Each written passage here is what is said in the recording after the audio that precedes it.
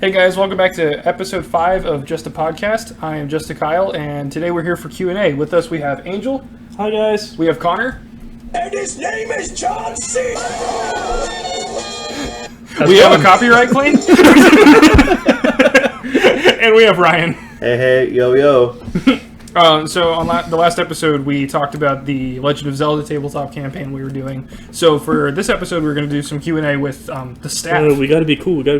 If you haven't seen that video, click on screen now to go to it, or check the links in the description, or click on the little card in the top right thing. Check the link. Check the link because annotations. Check the first comment on this video. The That'll pinned also comment. take it. Yeah, Like, favorite, and subscribe. Subscribe to the Patreon. Thick Daddy DM Kyle. Okay, ignore all of that and just check the description because annotations are for betas. Welcome to the pod. Click on the end card. That'll take you there too. First things first is we have to roll for pregnancy. Oh, yes. I'll go first. All right. 18. Okay. And That's a yeet. What's that mean? So did you want to be pregnant? No. Then you're not. You're All right. good. Thank God. I got 12. Okay. 18. We're all Okay. safe. We'll just get right into it. So last time we just kind of went over the story of the campaign, and we'll just have you guys one by one go over and ask questions and whatever. And if you have questions that come up through the course of this, feel free to just ask them, and let's jump right into it. Let's roll to see who goes first. Oh, nice. Like work. All right, I like everyone, numbers. take turns. All right, I have a D4, What happens if you roll a 4? a 2. Well, don't look at me. What are you Hit doing? yourself? Oh, okay, no. This is rigged. Well, a 4 was going to be a reroll, Oh, I see. so it would have I been see. 1, 2, 3. Connor. All right, so Connor gets Oh, it's me. Oh, all right. Okay, go for it. I think I will start off with right where the campaign started. Okay. And I was going to save this one for later because I feel like it's either a big answer or a really brief answer. But in your campaign, this is a lore question. Yeah. What is Caholen? Oh, Because in Link's Awakening, it's, Dream Island. Yeah, and we were actually there, and we were able to just sail away from it. So I'm curious how that works. I'll cover, first things first, anything is fair game. And if I don't want to answer because it's a spoiler, I'll just straight up say that kind of gets into campaign 2 or whatever. So Gotcha. I'll hold that off, or I'll give you a little hint. Interesting. So Koholet, Termina, Korodai, all those places from Zelda games that are supposed to technically not exist do, just as physical places. Because for whatever reason, it just bothered me that there was another dream realm, which there is a dream realm, but it's very different than what you would expect from Zelda, because it comes from a different game and it's part of another planet. But there is a realm that can be accessed through dreams. That's how like normal people would access it. Yeah. But then there's more. As we go, if someone asks a question pertaining to that, I'll go more into that. But all those places are real. Koholet was just a real place with a real population. It was a trade port and all that stuff. And a real sweet party that was going on. Yeah, they had a festival. Yeah. They're a full-on place. So a follow-up question to that is, what is then the Windfish? Or does the Windfish exist? Yeah, it's a guardian patron, sort of like Blazetta. I assumed that was what the festival was about then. Mm-hmm. Yeah, it's the Festival of the Windfish. Yeah, that's what Which I forgot to mention last time, but that's what that's what was happening when you guys... Yeah, you mentioned that in the first session. I mentioned it in the session. I didn't mention it in the last episode. One of the characters said, like, oh, it's a celebration of the Windfish, and I just didn't follow up because I hadn't played Link's Awakening yet at the time. That's funny. That's really funny. Yeah, it's just a local legend, Yeah. which obviously, like the creature... Sorry, not obviously, but the creature does exist. Okay. Well, I mean, the dragons exist, so I guess the Windfish would probably, yeah. Yeah, it is... the way I had it is it's a dimension traveling whale. So like the music and stuff, it shoots out like this. It basically uses, like, for lack of a better term, Rainbow Road to go through different dimensions, and it more or less is one of the creatures that also kind of inhabits and creates more of it. So Mario Kart is canon, confirmed. Oh yeah, that's actually I have that written down. In the Mario world, which is known as the Cosmic Cluster, that's what they use for space travel. Nice. That's awesome. Well, that's what a lot of characters use for space travel. People who are capable of it will use Rainbow Road because the Cosmic Cluster is the biggest space system in the campaign. Gotcha. Okay. Well, let's we'll roll just go in a for circle. Okay, let's roll for who's next. Yeah, let's just roll for questions. Okay, Ryan. Fun. Okay. Say it's So it'll go Connor, Ryan, see. me then. I like this. At any point, did you think any of us would, as characters, would die? Like, were you prepared or thought That's a like? very good question. I like that. Round. Yeah, that's a really good question. Yeah, How come I did my homework? yeah, yes and no. So from a logistical standpoint of okay, yeah, we'll just have you make another character. Yes, I was prepared for that. Story-wise, like one of our major characters, yeah. oh, they're gone. I almost died. No, up until a certain point. Yeah. The only thing I was worried about was Connor's character just killing off random NPCs in case they had a really Monster. important. Because Connor's whole thing was he didn't trust anybody. Yeah. But then when you guys went into You can't see, but I'm smiling. Yeah, he's pretty evil. when you guys went into Star Space, that's the thing is everything in there is so strong. So I was actually worried that one of you guys were going to die, and that's kind of almost what happened. Was Connor's I'm upset and I'm freaking out. Sorry, Nigel was I'm upset and freaking out, and then Maglor's nah, I ain't doing this today. I'm phoning it in. You guys are dead. So yeah, I was prepared. I would have just had to come up with something on the fly as to another quest, or just go to the list and be okay, what's the closest thing that could happen, or wait for you guys to make a decision of where to go from there. So I assume you guys, if it was a player, you probably would have buried the character and then had a funeral or whatever and just kind of gone on with life from there. Yeah. If it was an NPC, it would have just been all right, let's figure out what the consequences would be for that. Okay. I do have one follow-up there. Mm-hmm. So our first Nadra encounter, Yeah. which was nuts, by the way, because we were level 1 and we're saved literally just by God coming down from a prayer. But because we had talked about this, my plan was when it got to my turn, I was going to launch myself out of the catapult with Thunderblade at Nadra in hopes to just land a ridiculous crit, because I felt like that was something Nigel would try to pull off in that scenario. Mm-hmm. Would it be possible that I would die just from doing that at level 1? Yeah. Because... I can't imagine a campaign without Nigel now. Yeah.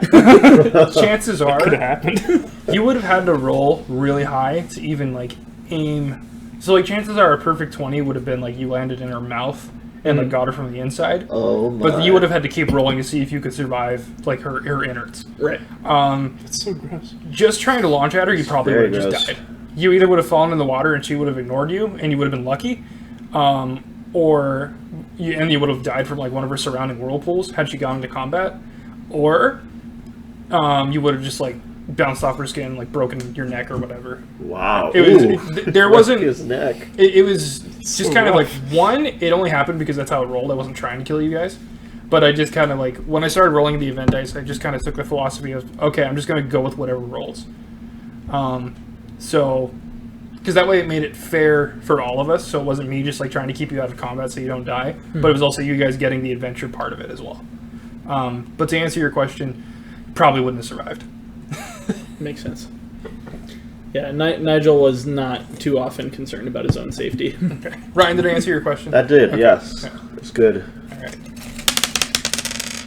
Okay. Actually, no, sorry. We said we're going to go with Angel after this. Sweet. Yeah, go ahead. All right, I have a lot here, but my first question and the one that I am the most curious about: what the heck was the box of crystals My that question Simon too. gave to Sven? I have that on my list. Okay, I've been wanting to answer this question for a really long time. I didn't really want to open with it, but I thought more about it. I was like, yeah, I want to open with that question. You just want I to know. need to know.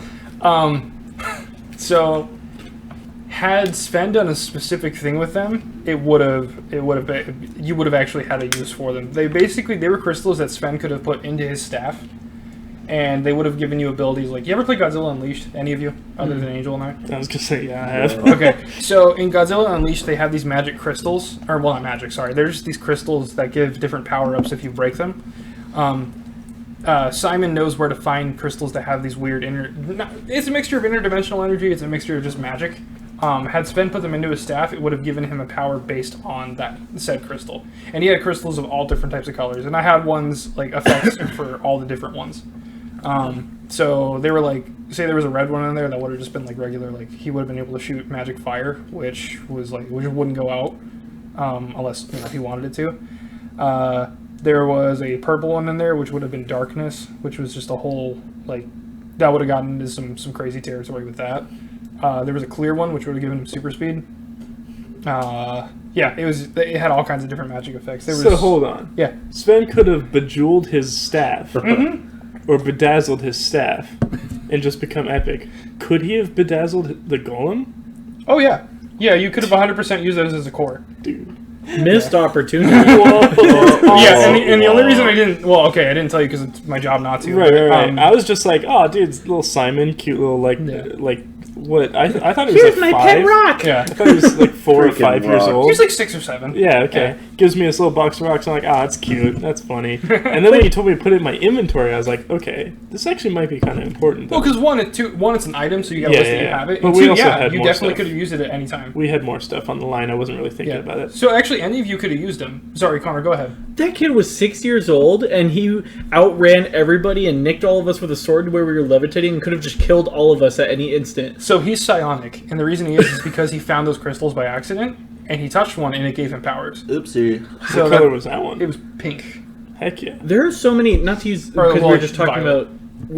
about gems and not to make a pun on hidden gems, but I feel like there's so many hidden gems in this campaign that we just didn't put together at the time. No, it's fine. That's the adventure of a tabletop game. That's Right. insane. And like I was fully prepared for you guys to not use anything I threw at you. That's insane. What the heck, dude? Like now I'm just thinking, like, what if Nigel had like stolen those gems and like started messing around with fun them? to share 'em with you Yeah, you guys. guys. Well, because one, there were a lot of We could have crystals in that bedazzled box. Big Al? Al's fists. Oh my gosh, we So- could have bedazzled the front of the boat with the Anuki carving. They would have. They would have worked like materia from Final Fantasy VII. That's awesome. Where you could just imbue them or put them into any weapon. That's so cool. I think when you found, when you found either Tad or Raymond, they would have been able to alter anything, and Rocco for that matter. Rocco? Anybody? Heck yeah. Well, Danny, Rocco, and Raymond. Any people who can like alter or make weapons I see. would have been able to craft them into Yeah, something that's for you. right. Because I forgot Rocco was like bending metal like it was clay. Yeah, well, because that's a Goron Which thing. was such a cool Yeah. like visual thing. Yeah. The other part of that was He's a metal bender. they also Basically. like basically Pure with strength. with Sven. Just picture that scene in Lord of the Rings where Gandalf puts that glowing stone into his staff. Oh, wow. It would have worked a lot like that, and then That's it would have awesome. done like the desire or the corresponding magical effect. Sweet. Okay, back to. Or were you good? Yeah, that's it. Okay. Okay. Back to Connor. So, I'm wondering, because I don't know the full backstory of, like, I have a lot of broad questions before I get into specific ones, so I'm going to just start with another broad question. So, Yeah, I that's don't know fine. the full backstory of, like, Sven or Claudio or even Fonzie, who was Alfred. How much of the story that you put together was driven by backstories, and how much did those just kind of become side, like, peripheral information? Great question. Like, how much did the backstory stuff inform the story that we played out? Once I learned your guys' backstory, I did take that into consideration, and I tried to build off of that.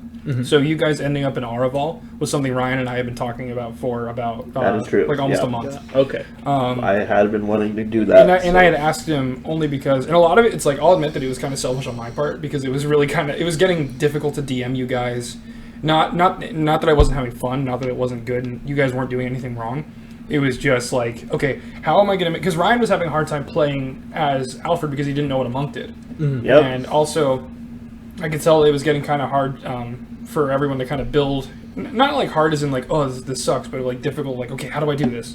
When he would talk about the Holy Hand Grenade, or like, you guys would have had to explain to everybody, like, It was oh, really hard to build off. so like everybody would just write him off as like, oh, he's crazy. But at the same time, he's this absolute powerhouse that just happens to like worship Punched a weapons. wolf to death. I'll Yeah. never get over that. That was With my awesome. bare fist. So I talked to Ryan and I said, hey, do you want to have, like, and it also told me, he gave me his backstory saying, hey, his purpose is to find artifacts to help the Order and to find the purpose and blah, blah, blah, blah. So I told him, you can eat, Ryan, you're good. Okay, I felt self-conscious about No, you're eating fine. a I don't chip. care. It's going to pick up food. It's going to pick up drinks. It's Okay. fine. We gotta eat loudly for it. Okay, so Oh, the big chip. Sponsored by Tostitos. no, you got it in the bowl. Oh no, It's fine. We're all related. no. So, we had talked about, I said, hey, do you want Dr. Alfred to go through an awakening to find like a higher purpose other than like just finding out about his past? And he goes, oh, is there more to it than that? And I said, yeah, because I wanted to somehow, because when Ryan was a monk, I was like, well, there's not very many orders. No. And then I was like, well, there's really only one or two that you guys will actually ever come across, and they might view you as hostile. Can we go with this just so it makes it a little more streamlined? And that was like, I kind of wish I wouldn't have done that a little, because I felt like I took away a little bit of Ryan's creative freedom. And in my opinion, I think it worked out pretty well, just because it opened up his backstory of his goal to help everyone else. It worked out really well. Yeah. And it took a long time of planning, and we talked for like 2 hours, but we made it happen. That's insane. Yeah. So I was really mostly thankful. because I'm always around you, and I just didn't know that happened. You weren't there. I couldn't. It was really hard not telling you guys. That's crazy. Because I was we spent a long time talking about it, and then we finally got to this point, and I was very excited. Yeah. So to answer your question, yes, a lot of it was based on your guys' backstory. So like when you said you're from Termina, I was like, okay, you guys are eventually going to end up in Termina. Let's try and figure out like how's Nigel going to feel about that? And then the Phantom Sea, because we killed off Zachariah so quickly, I was like, all right, well, I want something to feel. I need stuff for you guys, and then we had Sven's whole adventure with like saving his home, and then when Angel made Claudio, he basically got a blank slate. He's like, okay, now Claudio is just along for the ride, which when you have someone along for the ride and then purpose-driven characters, it makes for a really good, interesting story. And yeah, I did have stuff planned, but it was just in case you guys didn't know what you wanted to do.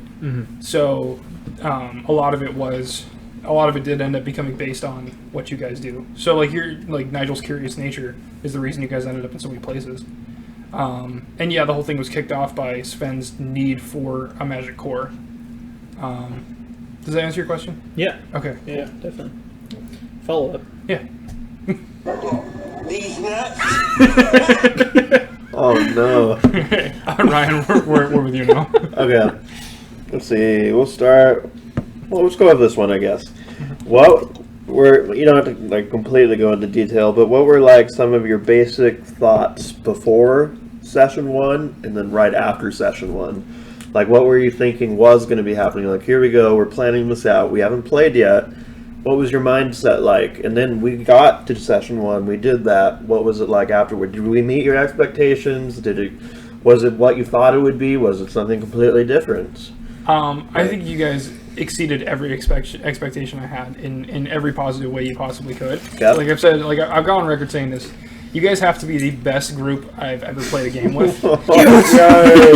And I can't. And again, I can't imagine, and I don't want to. Yeah, me too. Like play with any other group. Like yeah, we could bring more people in, but I couldn't do it without you guys. It's just not fun. Like there's no heart. There's no soul. You know, I feel the same way because like. When I was, when did I start Monster Hunter? Not to like completely. No, it's change. fine. No, go ahead. I can remember. It was like halfway through you doing Zelda. Yeah. I was like, I really want to do something like this. I think you guys had found the Dominion route when you started working on it. Yeah, it was probably about then. Yeah. And I was just like, man, this is awesome. And then I was like, well, okay, who do I want to play with me? It's got to be people who have played Monster Hunter before, right? And that's what I was thinking for a long time, and I just could not find anyone. But then I remembered, I was like, hold on. Ryan's like basically never touched Zelda. Nope. And Connor, how many games have you played? Of Zelda? Yeah, not very much, right? Oh no, I've played almost all of them. Have you? Okay, yeah. cool. No, I'm a That's huge Zelda opposite nerd. of what I thought. Then. No. I haven't played that much Zelda. You got low, medium, and high. Yeah. So like when it comes to lore, I was just like, I don't know much about it, but Kyle's still like making it his own. It was D&D was what I had never touched. Yeah, that's right. D&D is what we both have never touched. That's right. And I was like, well then I could do the same thing. And then I thought, okay, well I don't need people who've played before. So then I thought of another list of people, and then we played more, and I was like, no, I just need Connor and Ryan. Yeah. I can't have anyone else. Well, because you guys are so like willing to go with pretty much anything. Oh yeah. You're just like, all right, let's see how this goes. To answer your question, I was afraid of how Connor would react when he saw what my lore is like. Because Connor, he is a Zelda. Yeah, and I didn't think he was going to be mad. I just thought it was going to be a difficult transition for him. Sure. Or he was going to be like when he asked about like Skyloft and junk like that, which I either haven't touched or just haven't fully developed yet. I was kind of like, I hope Connor has fun with this. And then you told me about your character. I'm like, oh, okay, we're good. Oh man. You know, with the whole like changing lore and stuff, like you don't take the approach that certain people on the internet take the approach of with that kind of stuff. No. You just take more of a fun of like, hey, what if it was like this? I'm not married to it, but let's try it. And I just punted to, all right, multiverse, sick. That's actually, so the multiverse I had just made up. Like on the spot. Works. Because like I had thought about like, oh, it'd be fun to have some crossover. Maybe you guys will meet like a piranha plant or something. And then Angel's like, I want to use my spirit blessing. I'm like, okay. And I'm like, all right, you go up into the sky. And I was like, oh, it could be like a Twilight Princess thing where he sees the whole world but smaller. I'm like, but let's go further. That's right. That was the first instance of it, wasn't it? Yeah, and Aliens. Then, yeah, well, because I knew I wanted to use them. Like at any point, at some point, like that was going to be like I wanted them in there at some point. Whether you guys did an encounter with them was another thing, but I'm like, okay, I want this in this canon.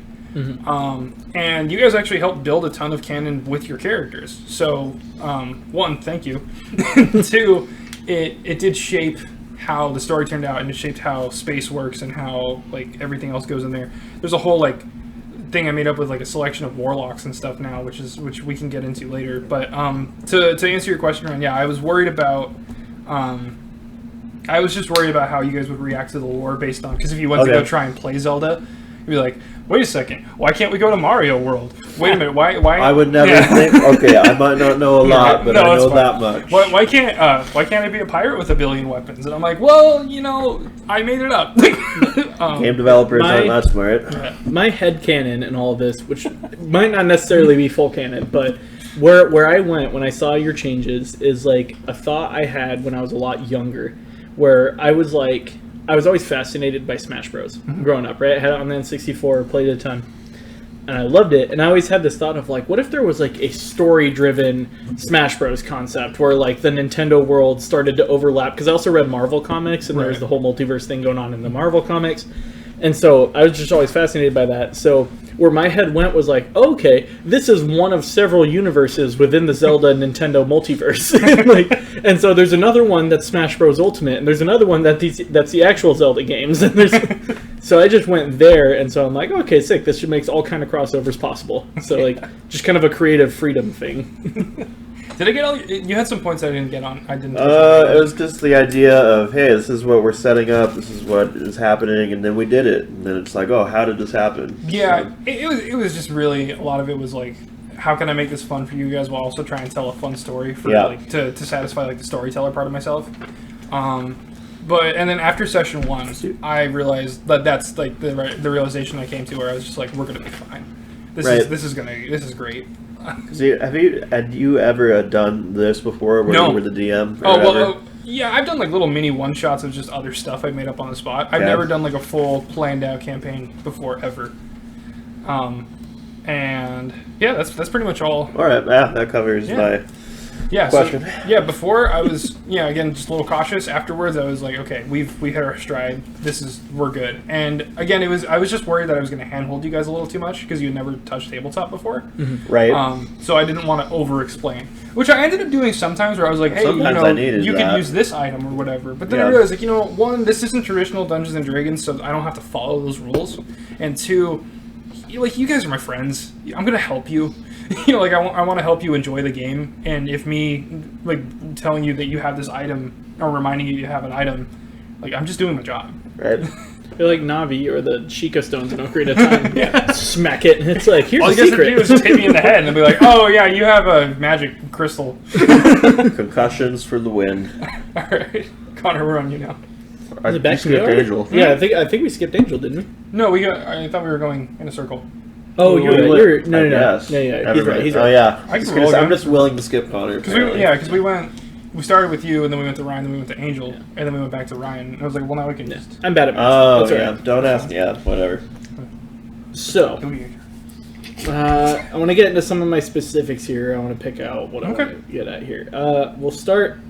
We'll start with the big one. Oh, boy. So, the Golden Girls / Goon Squad ran up and touched a magic mirror that they weren't supposed to. Yeah.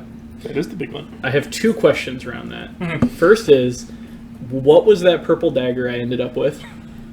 And the second is, just to clarify what was going on in the vision where it was the 2 big uglies and I got groped and called an interloper. Okay. Who were the big uglies? What was specify like why interloper? What was going on there? I'll do the knife first. Okay.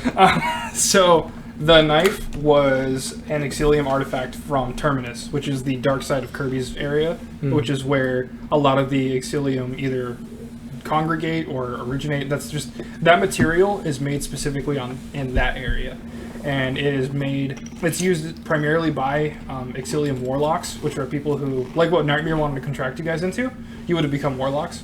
That's what they are. And they use weapons made out of that material, and it just has a weird resonance effect, which is the reason affected the Phantoms so weird was because they were two like otherworldly, magical or like magically charged substances coming into contact, with each other, and so that resonance that popped out was actually magical, and that was basically the world, the sacred force of She, basically cried out at that point and said like, get rid of this. That's why the dragon showed up. And I know I'm answering way more questions than you asked, but that is. Oh, sorry, Angel. No, you're good. The more questions you answer, the better. I just crossed off one of my questions.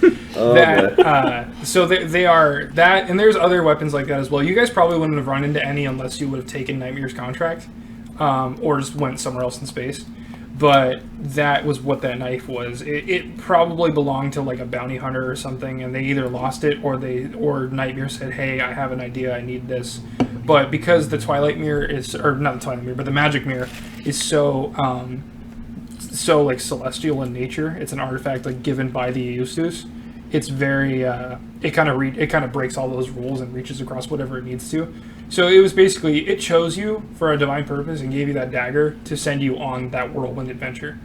And your second question was those things when you got sent to that vision, it was just two Exilium talking in on Darkstar, which is like their lair.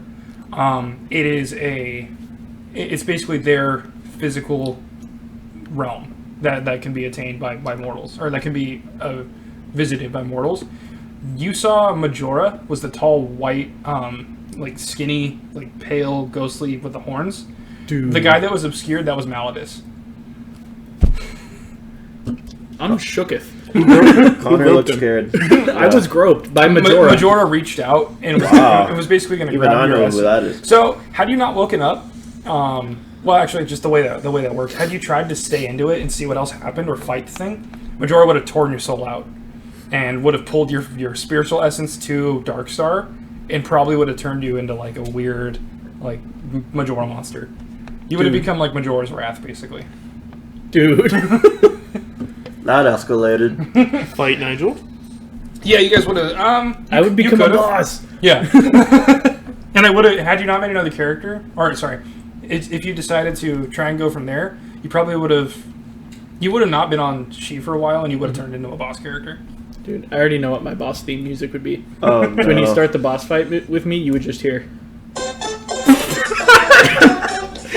Just way too into it. Super Mario 64. That's so funny. Okay. Did you have any other questions? I mean, Well, okay, you might have to come back to me because Let him like stew on that. I was groped by Majora. Yeah. And could have been turned into a Majora monster. Again, these hidden gems that like I wasn't even aware of when it was happening. I really did like kind of throw you guys at the wolves with that mirror, though. Well, and our first encounter with an Exilium, like with Nightmare, that was when I panicked because I was like, "Oh, we're gonna die." Right. I didn't realize that could have happened way sooner. Again, because I know Nigel is so battle ready. I could have seen him try to like use like his mental just stability to stay in that vision. Yeah, I almost tried to fight Nightmare. Yeah. I considered it. That would have been interesting because no matter what you guys would have, no matter at what point you rolled during that area, prayer would have brought out Eldon. Well, for you, it would have been different. I have a question on prayer, but we'll get to that later. Okay. I think that spell needs a lot of questions. Yeah, that would have gone. Prayer was OP. Yeah. Yeah. That's it's a whole. We'll get there. Yeah, we'll get there. Okay, Angel. All right, sticking on the Exilium then. This is a question about Tristan. So if he had like been able to stay as like maybe a permanent member, Yeah. would he have still been a Voidwalker and would we have still been marked? Yes and no. So basically, if he had opened a portal and you guys decided to go with him, that would have one, it would have opened up a whole other thing, and two, no, I did actually just kind of make that up. Right, because he couldn't come. And Yeah, you were 'cause like, I need to have a reason for him to leave. Then. Yeah. So I was gonna have him go in and out. Like Voidwalker was just for was gonna be for people who couldn't always make it to sessions. Right, which is a hilarious and amazing idea. But also the idea that you guys were marked because of the portal, I did just kind of pull that concept out of nowhere because I didn't know how to answer. Like when you guys were asking, like, why are these guys after us? Oh, that's really funny. And I was just like, well, because you guys touched the mirror, and that also marked you, because now Majora's like, I want to know who that was. Like, why did he see me? How did he get here? That makes sense. Because Majora's fully aware of, like, so the Exilium are fully aware of, like, all the realms, and same with the Eustus. That would have, I would have just kind of, like, blown the whole, like, universe open, had Tristan stayed around, and you guys followed him into a portal. I would have had Tristan roll every once in a while. Like I'd say like every few hours. Oh, so like Rocco? Yeah. Basically Rocco rolling for budding. Tristan would have been rolling for like having I would say right. Rolling for pregnancy. Yeah, rolling for pregnancy. Yeah. Tristan would have had to roll to see whether or not he was going to be called home. Mm-hmm. Yeah. That's cool. I like that idea. So you're telling me Nigel made enemies with Majora? Oh yeah, No, Connor. so which is funny because here's the other thing is a lot of Exilium hate each other, which is why Nightmare was kind of like, hey. Yeah, because he asked us to go and kill Majora for him, right? Nightmare was eventually he wanted you guys to go and find Voidwalkers because Yeah, Voidwalkers we were going to kill much- Tristan. Yeah, Right. Voidwalkers are pretty much untouchable by Exilium because of like a whole other lore reason. But so he's like, hey, but you guys are mortals and you guys can kill other mortals. So if you do that for me, you guys would have become like basically as bounty hunters. It would have been like a bounty hunter guild, Right. but for Exilium. And yeah, Tristan was definitely on that list. And it would have eventually, you guys probably would have, because some of them do hate each other, just like because it's like a sibling hatred stuff. Yeah. They definitely would have had you go up against certain other ones because it would have just been. I think one of them, like one of the eventual possibilities was you guys could have actually gotten into an Exilium war, just because they all don't like each other. Low-key war. Yeah. But yeah, that's pretty much. Crazy talk. Yeah, that's a lot going on there. Ryan. Okay, since we were talking about prayer, I mean, casting prayer, I feel like that is injecting yourself with this amazing steroid. Like, it really boosts the campaign in so many directions. So At any given point, though, is like casting prayer ever going to backfire? Can you like roll, or like, hey, I'm going to pray, but then like we do a poor roll? Is there such thing as a bad prayer? no, Or can it just ruin us? It No. seems to help us and seems to make everything go crazy. But prayer will never have a negative effect. But no negative, It'll okay. just have a minor. It'll just have like that doesn't help me. Right, because Sven tried it. I don't remember when, but Sven tried it at one point, and I rolled low, and he was like, "Yeah, no one heard you." But Yeah, you and did, then but that was it it. wasn't like you got a consequence. Yeah. Though. Yeah. Your Yeah. God could not hear your call. Yeah. I mean, technically, I missed my turn, I guess. I but guess, It was that's not a big consequence. Yeah, Basically, it's just not like like the nothing gods are happens. angry. Like, Yeah, how exactly. dare you? Yeah, there was. Yeah, basically nothing happens Okay. other than like you lose some MP, even if I even made that cost MP. And I think the reason it was so overpowered was because one, I just needed something to help you guys in case you really got into a jam. Was so I'm like, overpowered. Okay. Yeah, and then two. Yeah, because without prayer, who knows what would happen with Right. Major that first time? The Yeah. reason, well, Sven's was so powerful because he just rolled so high, and he had a really good modifier as well. Alphonse, on the other hand, is because he had reawakened. I wanted it to show that he is actually his full form now. Right. He is at his most powerful. His faith is absolute. Like, he's blessed. So his prayers are going to be like he's clearly like got some favor with the Eustus. Like he's got a higher purpose, and that it was to like enact out just that divine purpose. No, that's good. All right, Connor. Nigel probably couldn't pray very well, could he? Um, It might, because my healing stat yeah, was your low. healing stat was low. I think if had you, Well, and also Nigel, like, as we discovered at the end of that campaign, he had a rough relationship with Eldon. So, like, what would have happened if, like, let's say, for, like, this kind of out of character for Nigel. Like, Right. I don't think he would choose to pray in, like, a combat situation. But let's say, like, he was desperate and he did, and I rolled a 20. What would yeah, happen? there definitely would have been like some form of intervention. Probably like a lesser spirit would have come by. So like Blazetta being a patron, he would have gotten something along those lines. Gotcha. Would Nigel have ever gotten prayer, though? So yeah, here's the thing: is if you had just tried to pray, that would have started a whole second, like that would have started a whole side quest with like Nigel trying to either be like Like dual tutored, classing? yeah, like multi-classing for lack of a better term, but also like in the story would have had to go to like get some tutoring as to like what this form of spirituality is for him now, Right. Because it's so out of his wheelhouse. Right. He would have either had to get mentored from one of the other crew members who can use prayer, or it would have become like a pseudo ability. which would have had like different effects for Nigel. Yeah. It would have basically been like 50-50 whether like what you could do. Yeah, I was mainly curious there because I've been recently learning about how actual D&D works too, like watching stuff like, can I shout out stuff by name? Yeah, that's fine. I've been watching stuff by like Critical Role recently and like trying to figure out They don't like like shout out. They're so big. but like figuring out like how actual D&D works and stuff, and like I know when it's very class specific who can even pray, and it's like almost like I don't want to call it a spell slot unless that is what it is. I think it's considered a spell. Okay. Because you don't cast prayer, you cast what's called divine intervention. Right. And you have to roll pretty high for some of that stuff, for some of Yeah. the things you want. It's basically, one, you have to see if it even succeeds, is how I've seen them do it, and then you get to ask what you want. And then that's just kind of like, that's really up to the DM as to how that goes. Yeah. They did something with that recently. I won't spoil it because it's like a huge thing. But yeah, it would have, my version of it's very different. Because I just try to make everything user-friendly, and in that I made you guys overpowered. Again, Hyrule Warriors versus Dark Souls. Yeah. Okay, are we on Angel now, or are we on Connor? Angel. Angel, alright. Go ahead. All right. Insert Don't Jeopardy music. Do do do. While we do, wait for do, do. Angel's question. I should have known better. All right, we'll do this one. Everybody. How did you expect us to react when we figured out about the multiverse? Ooh, yeah. In character or as players? Both. In character, I didn't expect much. Like I expected either like whatever, it's another Tuesday for us. Just another Tuesday. Or I expected you guys to just go like murder crazy. Murder crazy. And be like, let's take these universes. That's We're somewhere in Nigel's between. thought. Yeah. We're like in halfway. Nigel was more of a panicky murderer. Yeah, I think So, like, manslaughter is your downfall. More like, I feel like I'm gonna die, so I need to kill everything else around me so I don't. so it doesn't kill him first. As players, I wasn't sure how you were going to react. I think Angel would have been like, "Oh, cool," because that's Angel. I think Brian would have been like, "Oh, right, I like the story," and I think Connor would have been like, "This is #not my Zelda." You will be hearing. If he actually said that. You will be hearing from my lawyers. Get out of my home.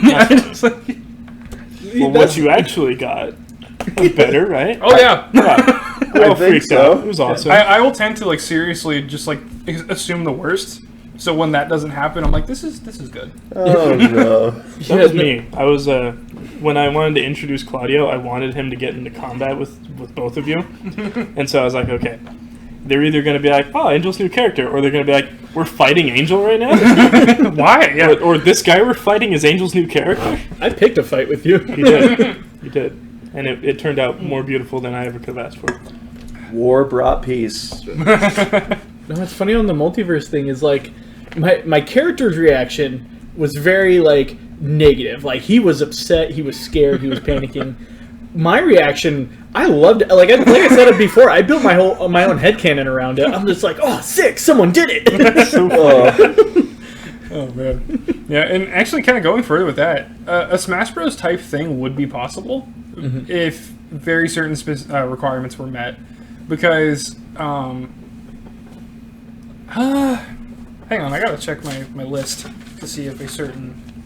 You almost look at like what Marvel did with like the Contest of Champions thing. Like you have somebody orchestrating a fight between all these like influential people. Brackets. Master Hand is the mastermind behind all of it. Right. Or Taboo if you're playing Yeah, Space Emissary. I was gonna say I probably would have had Taboo be an Exilium Nice. and be like, "You're gonna join my Contest of Champions" or something like that. Like and it would have been weird. But it would have worked. Basically, it wouldn't have been all the Smash Bros. Characters like what most people are used to, but it would have been like what's in at the very least this canon, Yeah. which is still a lot. Oh yeah. Excuse me. Yeah, it would have. That could definitely happen. Beautiful. Ryan. Okay. Is there a place or Did I answer the place... Yes, you did. Okay. Is there a place or places where you wish we would have traveled to, but we didn't? You know, as a DM, you're like, man, I really wish they would have gone here, but you couldn't say anything because we're playing, but we never did end up going somewhere on the map. Yeah. any of the other places I made up, like the other Yeah. worlds, because it would have been interesting to see you guys interact with them and have like this whole another big crew and just kind of see how you guys interacted with certain things. I was really hoping you guys would have ended up in the Lilat system, just because that's very different than what you would typically expect from Star Fox. Oh, We use okay. our sailing score for space travel. No, you guys would have eventually gotten some form of spaceship, and you I could have got like a rocket. It's like in Final Fantasy, you start out like just walking, and sometimes you get a canoe to cross like small rivers, which stays with you. Then you get a boat, and you can use the boat to go over bigger patches of land, and then you eventually get an airship. So you never actually need to touch the boat again, because you can just use the airship and fly all over the world. And then in 4, they do the same thing where it goes like, small vehicle, boat, airship, and then you get like a spaceship to go to the moon. Spoilers.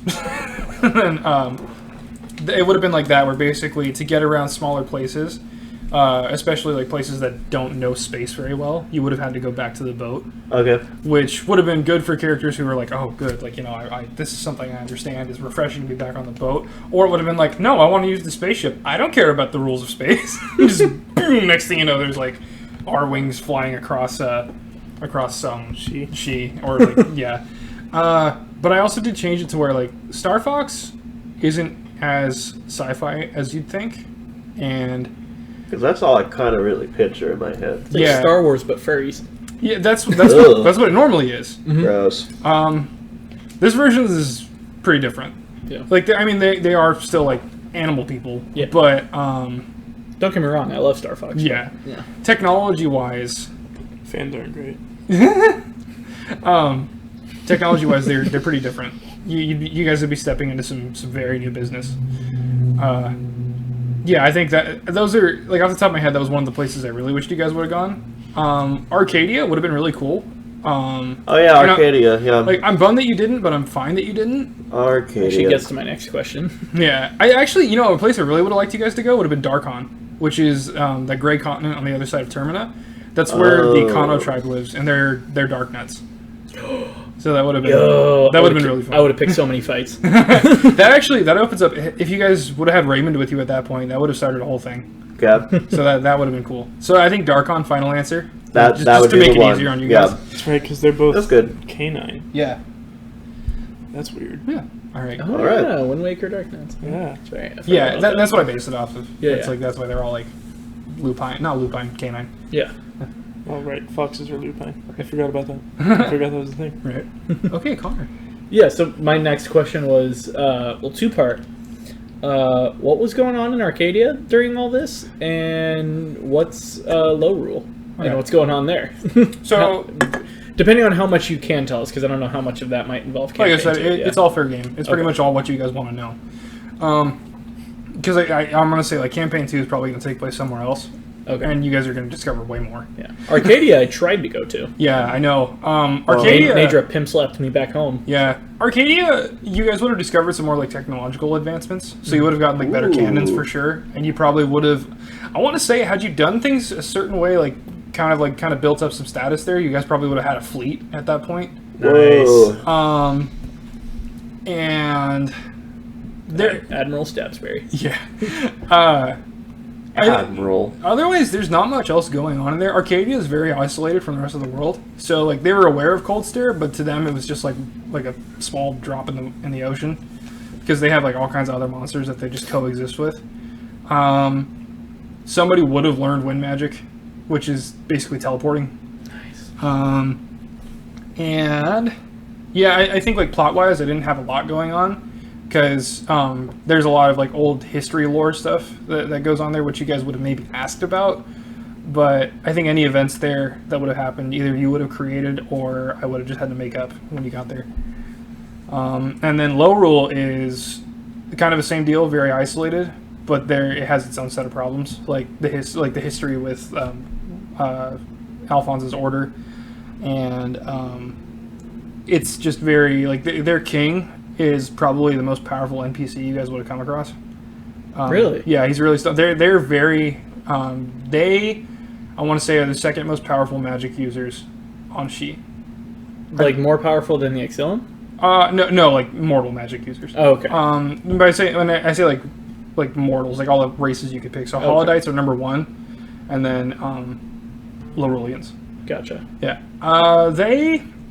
That would have started a whole. That's like that starts a whole quest, which is like a ripoff of Infinity War,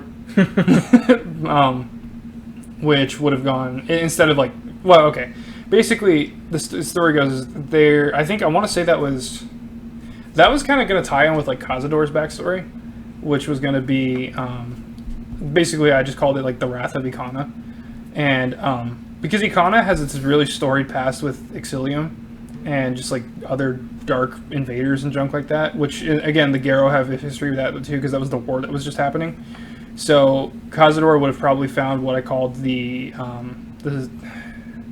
I think it was called like the Sacred Crucible or something. It was basically the Sacred Torch, and he I don't know, that would have gone 50-50 because Cazador, the whole point of that is to go and find the 6 sages, or at least 6 bastions of elemental power, and put them into the torch. So if you've ever seen Link Between Worlds, Yuga has that paintbrush with the slots in it. Yeah. It looks like that, but instead of being a paintbrush, it's like a torch that just uses... It's an infinity gauntlet, but that could be used... Yeah, but a torch. And it uses the elements and the spiritual power in that essence, and Cazador would have gone to find that and used it to serve his own purpose, which is basically just for the safety of Icana and to a slightly lesser extent Subrogia. That's probably where that would have taken place in Low Rule. And you guys would have discovered like Low Rulean culture and stuff as well there. Gotcha. Yeah. Which again, a lot of magic, a lot of artifacts. But also... I would have liked that. Yeah. So Nigel would have been picking fights left and right. Nigel would have been picking artifacts. fights left and right. Possibly you guys might have died there because those guys are rough. Yeah. Way to go, Captain. Or he would have killed leveled us. up a lot if you managed to survive. Alphonse would have been a big part of his story because they would have met. That would have been. You would have met a lot of people that were like from the weapon worshippers, like those splinter The factions. Holy Hand Grenade. Yeah. That would have done so many more things. You would have had to No, the Holy Hand Grenade is in Labrina. That's what I thought we said. Yeah, Wait, there but just like is one? Well, they all there's factions that worship weapons, Oh, and that's where Dr. That's- That Pacific one is. I was kind of thinking Alfred was just like the only holy hand grenade guy. There's a couple other ones. No. They were just the more eccentric of the bunch because there's like I'm an extremist. like I said, like the Brotherhood of the Red Blade, whatever, the Shield Troop, stuff like that. I feel like Fonzie would have been like preaching to these like weapon worshippers to repent, and like it would have been no longer the Golden Girls, it would have been Fonzie and the Disciples. My own spin-off game, tabletop game. Nigel's like hiding all of his swords up in the sky like he did before, so they're like, oh yeah, I don't worship weapons. Yeah, actually, that would have been funny too because they would have seen that you're a battle mind or that you're a weapon lord. Yeah, and they would have been like, "You are the chosen one," and that would have been that would have been funny. Oh, my brain. That would have definitely caused like Civil War II Electric Boogaloo between like Nigel and Alphonse probably. Wow, what soap opera? I could never turn Drama. against Fonzie. I don't know. This is like Anakin and Obi-Wan. We bonded over a milk in I- episode 1. We did. I claim the higher ground. a bond though. for life. I call dibs. Shotgun, higher ground. High It's ground's mine. mine. It's mine. Same You with can't Sven. have it. Those are my day ones. Wow, But not Nature. that would have been a place. Killed Nature on Right. site. Angel. Right. So you mentioned the Darknets, right? Mhm. I assume it would have taken us quite a while to take even one of those down. Oh yeah, they're sturdy. Okay, so then, if like our longest lasting combat was about 3 turns, 3 full turns. Three full like rotations. Yeah. Yeah. So like, if combat lasted longer, would it have looked different, or would it have just been longer? It depends. Because like combat Yes. was really just like, I mean, the whole time we're sitting here, we're just talking. You know, we roll a few dice for a few things that we check. Combat was more like it was just more of the same. We didn't really change anything. Yeah. You know. Darknets probably would have opened it up a little because they're a very warlike race. Right. They're a warrior race. Yeah. And the thing is if you ran into one, there's going to be a lot more not far off. Oh yeah, I assume. Yeah. So it definitely would have taken a little longer for you guys to fight them. Mm-hmm. And because they're hard to kill. they're really hard to kill, or at the very even least, like get to yield because they are pretty much unyielding. It would have been you guys would have either had to use like diplomacy or just try and talk stuff out with them to figure out how that was going to go down. Is that sort of? Yeah, well, sort of like, answers my question. Well, like what do you want to know specifically? Like, would it have changed how combat works, or? Well, no, because I assume it wouldn't change how combat works just based on how long it goes. But like, what would a long combat session? Because like regular D&D, like 5e, Yeah, combat takes like 2 hours, yeah, I know. and you sit there and you fight for 2 hours. That's why combat's so short. Because I know you have a lot of disdain for that. I just well, it's my thing is like I like role playing and I like storytelling. Yeah. And it's like, and as a player, it's even more fun because you get to just watch this story unravel. Combat for me is like, okay, I get it. I've got 2 spell slots. I have to roll to see if I hit. I've been here for 3 hours. I want to talk to somebody. And that's my own taste. That's not like right or wrong, depending on who you ask. I don't know. It kind of feels fair. Imagine us just sitting here for 2 hours and it's just attack, attack, And that's why attack. when you guys were trying to build the crew, and I'll touch on your point in a second. When it came to building a crew, that's why I didn't have you guys do full-on side quests when you met new characters. So, like, when you met Raymond, that would have been, like, a whole session of you guys doing something for him and then him choosing to join you, like, anime style. Because, again, like, you also had a really good rhythm going, and I didn't want to just interrupt that with, like, cool, so, hey, there's this, like, magic rifle deep in the woods in a temple that I need. Can you guys go and get that for me? I see. Very Zelda-like. Yeah, but it would have, but it also would have, like, gone against how Raymond is as a character. Kind of like you're writing a movie or TV show. Yeah. In a video game, you could have a side quest, but And I feel like when you're writing film, That's my biggest downfall of that, though, is that I'm a writer at heart, so it's very much like, story, guys! But, you're a storyteller. yeah, to try and answer your question, Angel, combat, it would have involved more dialogue, because, again, they would have asked mid-combat, like, what are you doing here? Well, that's like what Magalore was doing. Yeah. Magalore was talking to us a lot. And it would have taken longer because they could do damage, but they wouldn't one-shot you. So, and it also would have been like a lot of guerrilla tactics because Darkon is a very mountainous, very rigid region. So yeah, it actually would have changed up how you guys would have had to think. Okay. So it couldn't have just been like, cool, I'm gonna like throw my weapons over there. Like, yeah, there's a tactical advantage, but at the same time, like they're just so sturdy that they can just run through almost anything you guys would have thrown at them. So it would have caused you guys, it probably would have forced you guys to think a little more strategically and try to involve a little more teamwork. And I would have made some rules differently to be like, yeah, you can attack together. You can do a pincer attack. You're behind him, you're going to do more damage, stuff like that. Okay, so then it would have changed a little bit. Yeah, specifically for that encounter. It would have, at least in my opinion, been more fun. Yeah, probably. Because combat, I don't know, like because Claudio had this cool ability where if he hit an enemy 3 times, he would do like 4 times damage or something like that with his next attack. Yeah. Claudio never got to use that. Yeah.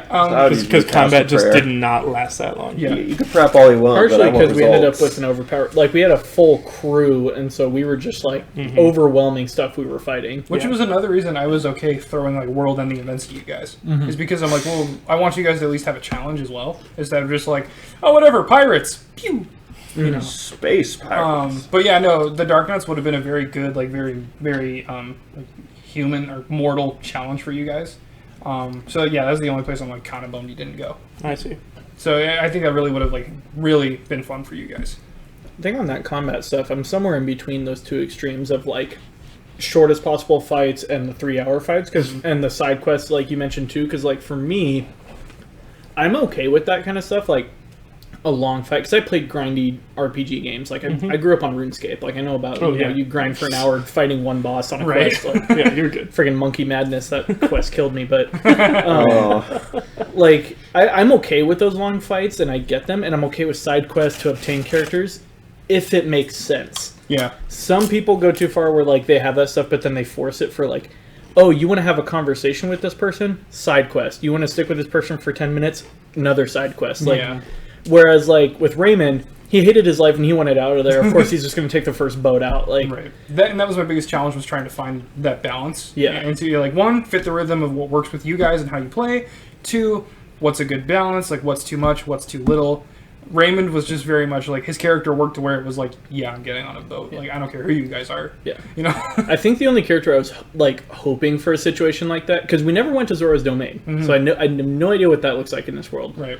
I love that location in the Zelda games. I would have, like, if when we got Tad, if Lorem had been like, oh yeah, you got to go ask his mom, and we had to go to Zora's domain, like that would have been interesting just to see Zora's domain. Yeah, I think I was surprised you guys didn't straight up go looking for Zachariah after you heard about it, or because like Nigel would have been like, look, it's my boat, but first things first, we need to smoke this guy out. Right. And that would have been funny though, because it would have taken you guys on like a bit of a wild goose chase, or not a wild goose chase, but it would have been like, okay, oh yeah, he was here yesterday, now he's here. Okay, now you're here. Okay, yeah, he was here yesterday.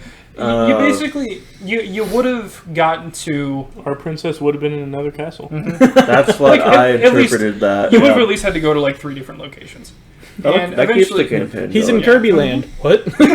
you would have, I think, Spoiler. had you gone looking for him, you would have found him probably on Fang Island, just buying some stuff or like doing his pirate business. Greedy. But Being a scoundrel. the only reason he actually found you guys was because he was at Fang Island and he heard that you were there like a day before, and he was just like, "Oh no, brother!" Brother. Dude's crazy. Yeah. So Zora's Domain, it would have been cool seeing you guys explore Zora's Domain and all that stuff too. It's pretty interesting. I didn't do like a whole big thing with it, but it's me. Yeah. Yeah. Like I've got ideas. If you had to compare it to a Zelda game or two, what would it most compare to? I'd say this is gonna be weird to picture, but it's like Ocarina of Time, Zora River meets Breath of the Wild's like architecture. It's actually that doesn't really describe it that well. It's very very Greek. Okay. Yeah, they're that part of the world is pretty Greek. Like just they use like pillars and Parthenons and Like Lanayru Promenade, like that kind of area close. Yeah, in Breath of the Wild. yeah. But everything is very polished. It's Gotcha. very like if you ever see that painting of that island in Greece, I think it's called like it's like a site. There's I don't remember what it's called, but it's not a painting. It's a picture. It's all those like clay houses with blue roofs. It's a lot like that. In Greece, you said? Yeah. It's like I think it's a resort in Greece. I don't remember, but I think if you just look up any like seaside town in Greece, that's what it looks like. It's a mixture of that. It's basically the houses are nice and the palaces are even nicer. It's just very, because the mountains Like that on the top left? Yeah, actually, a lot like that. Okay. Yeah. Gotcha. I'll probably throw up a picture. Okay. Yeah. They're all because the thing is a lot of those places took a lot of inspiration off of like actual real life civilizations. So like Darkon is a mountainous Ethiopia because Ethiopia had what was called like the rock-hewn churches, which were like these churches built in like pits of stone. Yeah. If you like play Civilization 6 and you look at any of those places, chances are I used some inspiration from that. So like Hyrule initially at some point was going to be like Hungary. Or yeah, it would have been like very Hungarian. Well, like Termina is Australia. Sorry, not all Termina, but like Eldon, the province with like Clocktown and junk. Yeah. It's like green Australia. Dingoes. Yeah, dingoes. Well, Jingle it's like a lot of and my flat baby. land. It's a lot of flat land with a lot of like exotic looking trees. And then like Sabrogia's jungle. Ikana is like a mesa. It's very Aztec themed. It's yeah. Sorry, I'm going too far on this. No, you're good. All right. Did I answer your question? Yeah. Angel? Oh, already me? Nice. Rock and roll. All right. All right. Can I do 2 quick ones? Sure. All right. First question. If we went to like Mario World, right? And I know we never met Link or Zelda or any important characters on She, right? Yeah. But if we had met Mario and Luigi, Oh my. would you have given them Italian accents?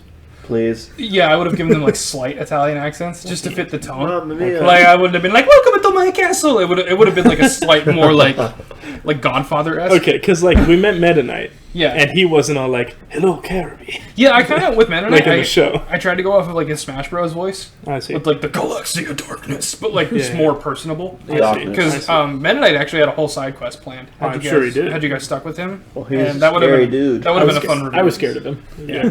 No, Meta Knight's buff. Okay, I got you. Buff What was your little second tiny question? boy. My second question is actually for Connor's character Nigel. Oh, Whoa. Yeah, you guys can ask each other. I'm sorry, I should have let off with that. Spoilers. This is 100% discussion based. Talk to each other too. Right. So Nigel. Nigel's full name, at least as we know it, was Nigel Stabsbury. Yes, that was. Did you ever actually stab someone?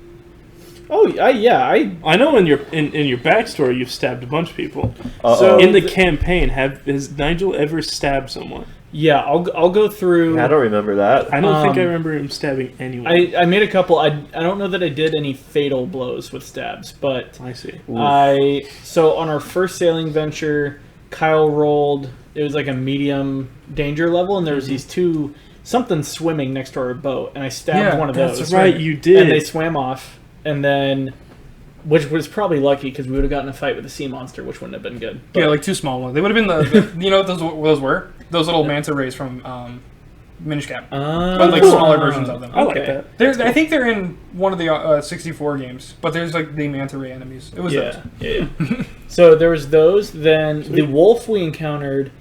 I think I stabbed, but I didn't do a lot of damage. Yeah, you rolled low. I rolled real low. It was like a 5, and I did like a little bit of damage. You did scare it off though, because I think that was the one that got away. Yeah. That's and then Cold Stare was an interesting one. If you remember our first fight with Cold Stare, I put myself in the catapult and launched myself at it with the flame blade, and so I stabbed as I flew by and basically slid down its back. You want to call it? Yeah, I guess that counts. And it was fire, so it did extra damage. Right. So it probably didn't come off like it sinks in. It was like no, you stab in, but it melted the ice because you had to get down to the carapace. Yeah. Through the carapace. And there's a couple moments where I intended to stab somebody, but didn't pull it off. So Claudio, I planned on stabbing.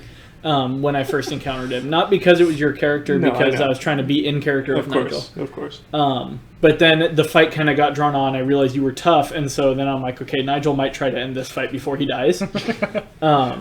Then our first encounter with Nadra, my plan was the catapult again to launch and stab. And also with Zechariah, my plan was to have a moment of like, think Thor and Thanos in Infinity War, like holding the blade in him and like I don't know, something dramatic, but it would have been cool. But it ended up being I countered so well that I Count Dooku'd him. So. That was something. And again, once we go through, if we ever revisit this again, you could definitely like, if you want to have that happen before they reconvene, that could definitely be a part of it. Yeah, Zechariah is still alive. Yeah, we got to keep that in mind. We time traveled, so he's back. Oh yeah, that is fair. And everyone can be there for that as well. You could say like, oh, they got together to hunt down Zechariah. Potluck. That would have been like he's surrounded and like he's like comes out of the bathroom and he's just like, oh. Find him on the toilet. That's dirty. But the thing is, like Nigel's had so much character development at this point that now I feel like he. Not that he doesn't like stabbing, he's still very much a combat-focused guy, but I feel like he feels more purposeful, whether he wants to or not. And so he might even be okay with Zechariah being in prison, but who knows? That'd be weird. By the end of the campaign, I had an internal joke that was Nigel Stabsbury has evolved and become Nigel High Fivesbury. He's like a cuddly Care Bear. Because he high-fived everyone. It was great. Oh yeah, that was his thing. That brings up a question that I have for Nigel. Was this last name actually Stabsbury, or was that like a pirate name he took on? It's like Nigel Thornberry. so that is the thing. Is that a family name? Family name? This is part of my canon that I did not part of my his backstory. You don't have to answer it if you don't want to. Well, no, I'm not going to tell you what his actual last name is because I haven't decided. All right, but Stabsbury is not his last name. The furthest point I got was when he left home. Because remember he lost his parents died. The farm was attacked. His parents died. Farm burnt down. He doesn't know what. He ran away from Termina. Left with pirates, and so when they asked him his name, they'd given him a sword, and he's like Stabsbury. That's funny. I have another one. That's awesome. I like that. Another question: how old is Alphonse? You said he's elderly. Elderly, yeah, but I feel like at some point we were talking. He was like wizard old. Well, because here's the thing: is LeBrennans can use time magic. Yeah, and even if like Alphonse couldn't, someone could. In my head, he's like Hagrid or something. I don't know. He's old. He's wizard old. Hundreds of years. All right, that makes sense. Sven was 203, I think. Yeah, Anuki's lived something forever. like that. Yeah, I'm trying to think like the longest living races. I'm Gandalf. The dragons. Well, the dragons, like the playable races. Yeah. Anuki, LeBrennans technically.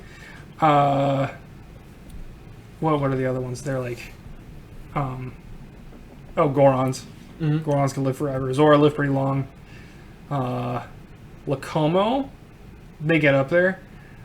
And Oh yeah, that's the interesting thing with Zoras. I forgot how long they live. they will live a long time. Like even in regular Zelda canon, they like Sidon was a young man, that's what got me. It was and that's 100 years after he's born. Yeah. And I think in Ocarina of Time, the King Zora talks about how he knew the previous like couple of kings. Yeah. And it's like, yeah, we always had good, how was it? Good something. Relations, yeah. thank you, Connor. The other thing, Relations with the king. The other thing I would have liked you guys to go to would have been Great Bay. That would have been fun to see you guys do that. So, because again, it's like it's like slightly Australia based. Giant So turtle? there is like a Great Barrier Reef. Ooh, is that the giant turtle place? Yeah, Okay. there are giant. Yeah, there are giant turtles. So There instead are of rings. the song wish being we'd on done that. like taiko drums, it would have been on steel drums, is what you're saying. Yeah. Oh yeah, you guys never went to Kochi. So you actually never went to the Kakariko. Nope. That would have been like Japan. I'm surprised we never went to Kakariko. You guys never Such needed a to. You big actually never place. met a single Sheikah in that entire story. Well, there's, Who a needs lot them? of, there's, a lot of, They're overpowered. there's a lot of races that we just didn't meet. Ever. Yeah. We never saw a Gerudo. I would Well, love we met for- one Zuna, but I would love for Nigel and some Sheikah to have gotten in like a Hyrule Warriors Bladestorm fight, just sending blades at each other nonstop. They're just wanna like say- colliding midair. Nigel would have in canon met one because they had all kinds of races on that pirate crew. Hmm. So Oh, chances yeah. are Nigel's met one of almost every race, with the exception of like again Lacomo up until the campaign. Realistically, we could say that Nigel has been to Kakariko at one point. Oh, like, I'm just sure in he his has. travels. Like Yeah. he just would have been younger when it happened. So young wee Nigel. Yeah, and that's the thing is like same Depending thing on how they feel about pirates. right. Same thing with Dr. Alfred. Could have enough. been anywhere. Dr. Alfred literally, yeah, wherever just he roam wants from to place to take. place. Yeah. both of my characters are very grounded. They don't like traveling much.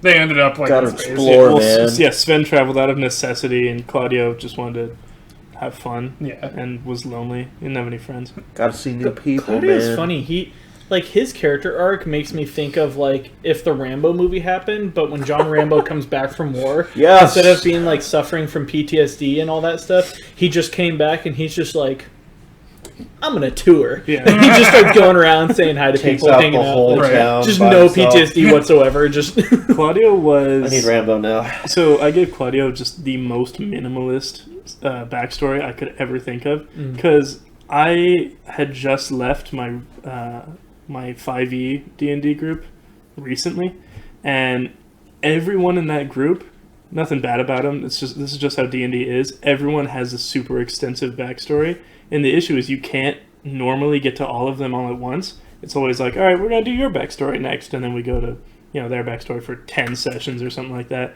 and it's on to the next guy. So like Ben, they haven't even, as far as I know, they haven't really even touched his backstory yet. No, I think they're on hiatus right now. Well, right. But like, I think when they come back, that's gonna be okay, they've been playing for 2 years, wow. and they haven't even very barely touched Ben's character's backstory. Whoa. So stuff like that, I was like, okay, well, I just need a character who's like a clean slate. And Kyle initially gave me the idea. He wanted to make a Warforged that, just like didn't have any memories or something like that. yeah. No, he He was was programmed only to follow orders. So he would have just been like a yes man to the group, basically. Execute order. Yeah. 66. Yeah, exactly. And it would have helped, especially if I couldn't make it to a session as well. They Yeah, could have been anyone like- could play him. They could have been like, Conrad, we need you to do this. Okay, is it part of the mission? Yeah. You know? And Wow. it was a good idea, and so I was like, okay, well then I'll just make basically that, but without stealing it.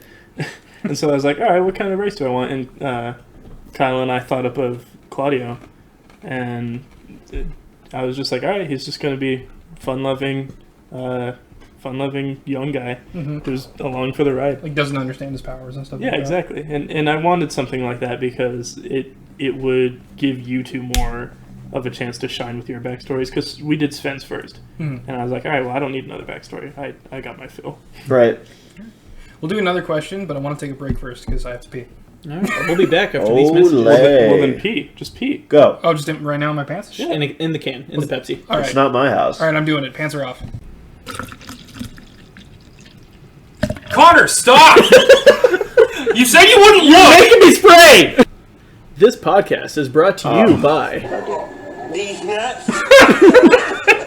Got him. What do you think well, come on. What does that say about our audience?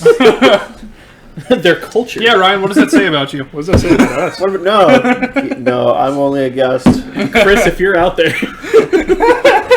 Chris isn't out there again. Well, Ben, if you're out wait a minute. On the last podcast, we made Last Chris have podcast a hasn't test. gone up Chris yet. has to. So we don't know if Chris ever responded yet. Well, it hasn't gone up yet. Hasn't even been. Doesn't matter. Yeah. I wanted to get these both done before I put them up. That's fair, but the challenge is still out there, Yeah, Chris. Chris, the challenge is still up there. Don't be a That's jerk. fine.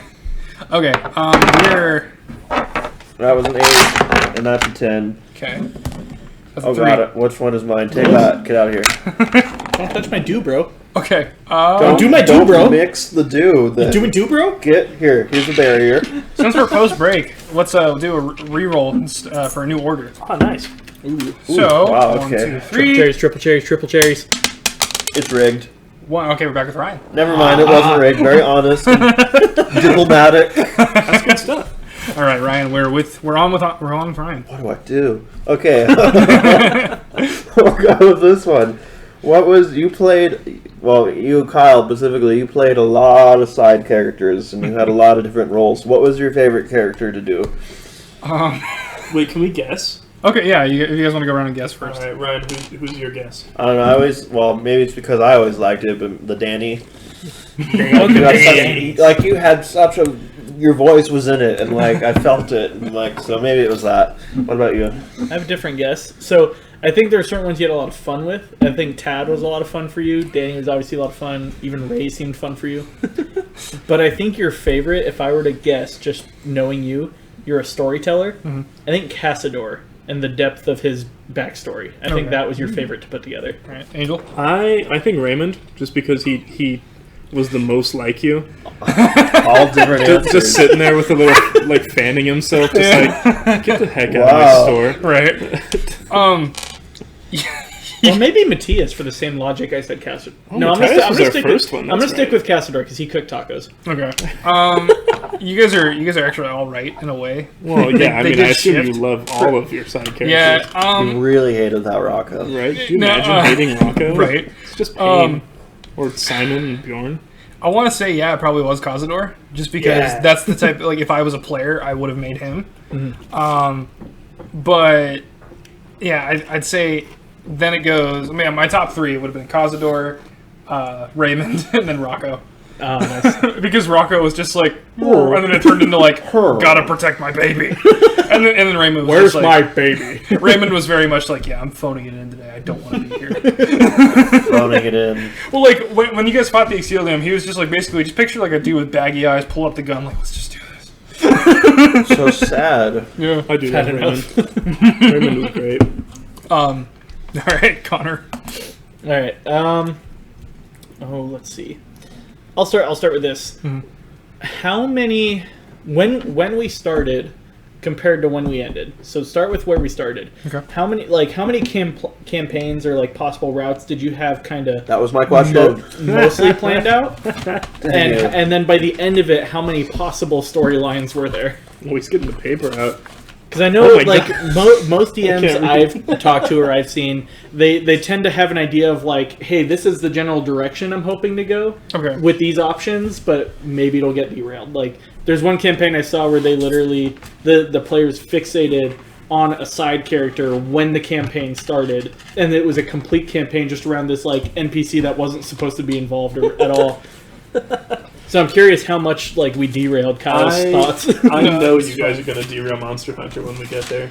I'm like, I have this story planned out, but I'm like, I'm just gonna like off the top of my head introduce some side character, and you guys are gonna be like, boat? We know boat, and then we're gonna be pirates again, Yo ho, pirate's life for me. Bottle of rum.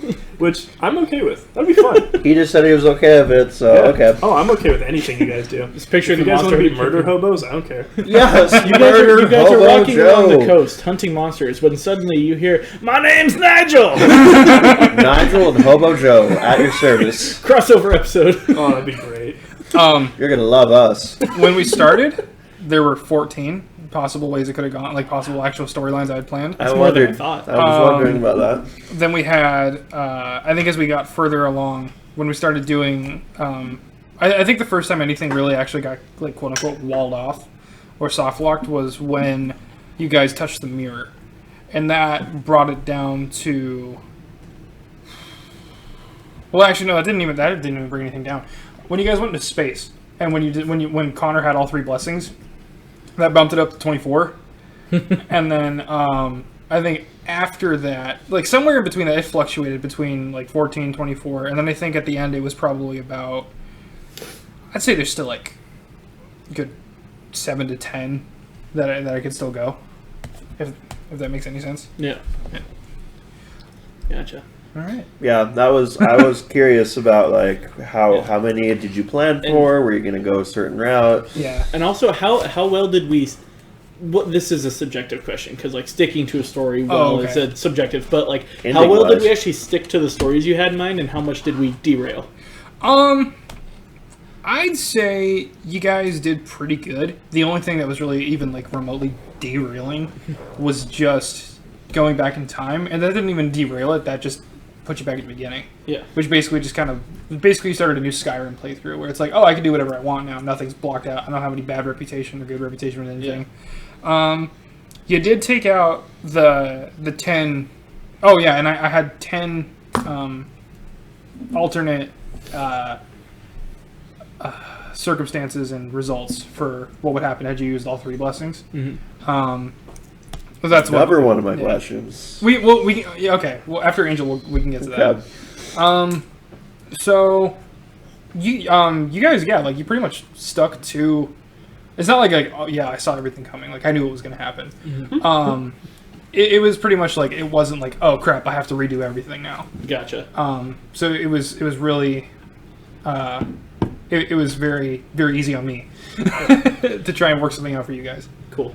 Yeah, because that was my biggest fear getting started with, because this is truly my introduction into tabletop role playing, which it's a whole different element than RPG video games. Because RPG video games are set stories that you can't really deviate from. Mm-hmm.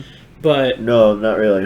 With tabletop, like I just took the mentality of like I'm just going to go for it and go based off of what I think Nigel would feel, and I told Kyle like early on, like tell me no when you have to, because I won't stop if you don't tell me no. And the only time I ever actually had to tell you no was just because it was like, oh, it's not your turn anymore. Right. That's right. Yeah, he's like, is that too many movements in one turn? I'm like, a little, so I'm gonna say no. Put myself in the catapult and launch it. You need to wait. When you were, there were times though where like when you're like, I want to touch the mirror. I was really tempted to go, no, you can't touch the mirror.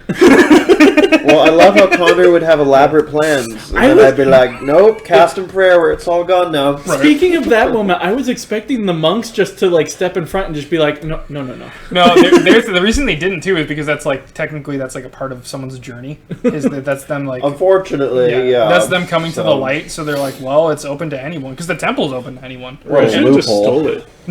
Just take them. Yeah, just take it off the wall and run. I would have started war with you now, right then and there. That get everything. What if I had attacked the mirror? Sorry, we can get back to my turn. We'll go to Angel. How dare you attack the mirror? All right, so we fought Nadra like 3 times. Yes. What if we killed her? Oh, that actually starts a side quest. I figured, but like, it would have started like Dragon Hunter Rise. Yeah, dragon slaying basically. Heck yeah. So that would have put killing a dragon would have put targets on all your backs, or at least whoever, basically anybody who hit her in that combat encounter. Yeah. All the other dragons would have known, and they would have basically just tracked you down to the end. It's like my dream, dude. The problem is it probably would have ended up to where it would have probably been like whoever was closest. So like say you fought, depending on where you fought her, you would have probably fought Faroche next. Stupid dragon. But then, if you killed a second dragon, they would have all come at you at once. Oh. Just because they would have definitely seen you like as a threat at that point. Why? It wouldn't have been like boss ladder. It would have been like animal pack hunting. You could have survived. Like no, there's like a definite chance because like you definitely would have leveled up from killing dragons, and you would have had like boss ladder fun. We would have had all of Nigel's really cool, powerful abilities like Spicy, Shocky, Cold AF, Flying Stabbies D12, Telekinetic Weapons, Elemental Weapon, Rocks Goro, Spoopy, Shiny Pokemons, /Whoosh, and Headbanging Intensifies. Yeah, well, because you could have also like taken their parts like Monster Hunter style, and Kyle's stepping into my territory now. And you would have been able to have like, and you would have had like elemental effects that work against other dragons. Right. So you would have been prepared, but it would have definitely turned into a whole thing. That's pretty sweet. Yeah. Have we talked about on podcast his personal vendetta against Faroche? Oh yeah. Okay. Oh, yeah. think. I was gonna so. say that. Not an episode with you guys. I don't but, know. like, Not with us. Pre-reboot. Yeah. Yeah. Angel has blood beef with Feroche, and I will hate take Feroche. any opportunity to. Literally, like I hate Feroche. Claudio's, like the character Claudio has no reason to hate dragons, but when we hit that point where all the dragons showed up and Feroche is flying by, I remember hearing Angel just go like, "Can I attack him?" Yeah. I was like, all right, and you see a green dragon fly above you, and I was like, can I hit it? Can I try and hit it? And I was like, nah, it's going too fast, sorry. And I was like, dang it. It was going too fast, covered in lightning, and also Yeah. too far away. Whatever. It was out of your I can warp range. teleport. It was out of your warp range. Yeah, I know. Oh, sorry. Claudio just warps in the sky and falls. Yeah. He's like, no, I get more range. It's fine. My MP! No more MP. Yeah, it's just falling. Ryan, you said you had a question ready. That's so funny. Yes, let's see. Where was I going with that? Oh, yes. Okay, so let's say Connor just went rogue and he just said, I'm going to go cuckoo crazy and unleash all the powers and just, like, screw up the whole campaign yes. with his All three blessings at all of once. his blessings. Okay. What were you prepared? Did you... I snapped with the Infinity Stone. All right. Like, let's just say, he used it when it was logical, I think, but let's just say he'd screw logic, and Oh, I'm at any just point? gonna... Um, boom. I would have had Connor roll my 30-sided die, Oh my gosh. and I wrote out, basically, it was in sections of 3, upwards of 10 different outcomes. 10 different outcomes Yeah. for Connor going crazy? We We actually, yeah, we rolled it. Yeah, we see we what it rolled to would've see what been. would happen, and I narrated that for like a good 5 minutes. Some crazy stuff. Yeah, that one was actually kind of funny. It was you guys in the real world.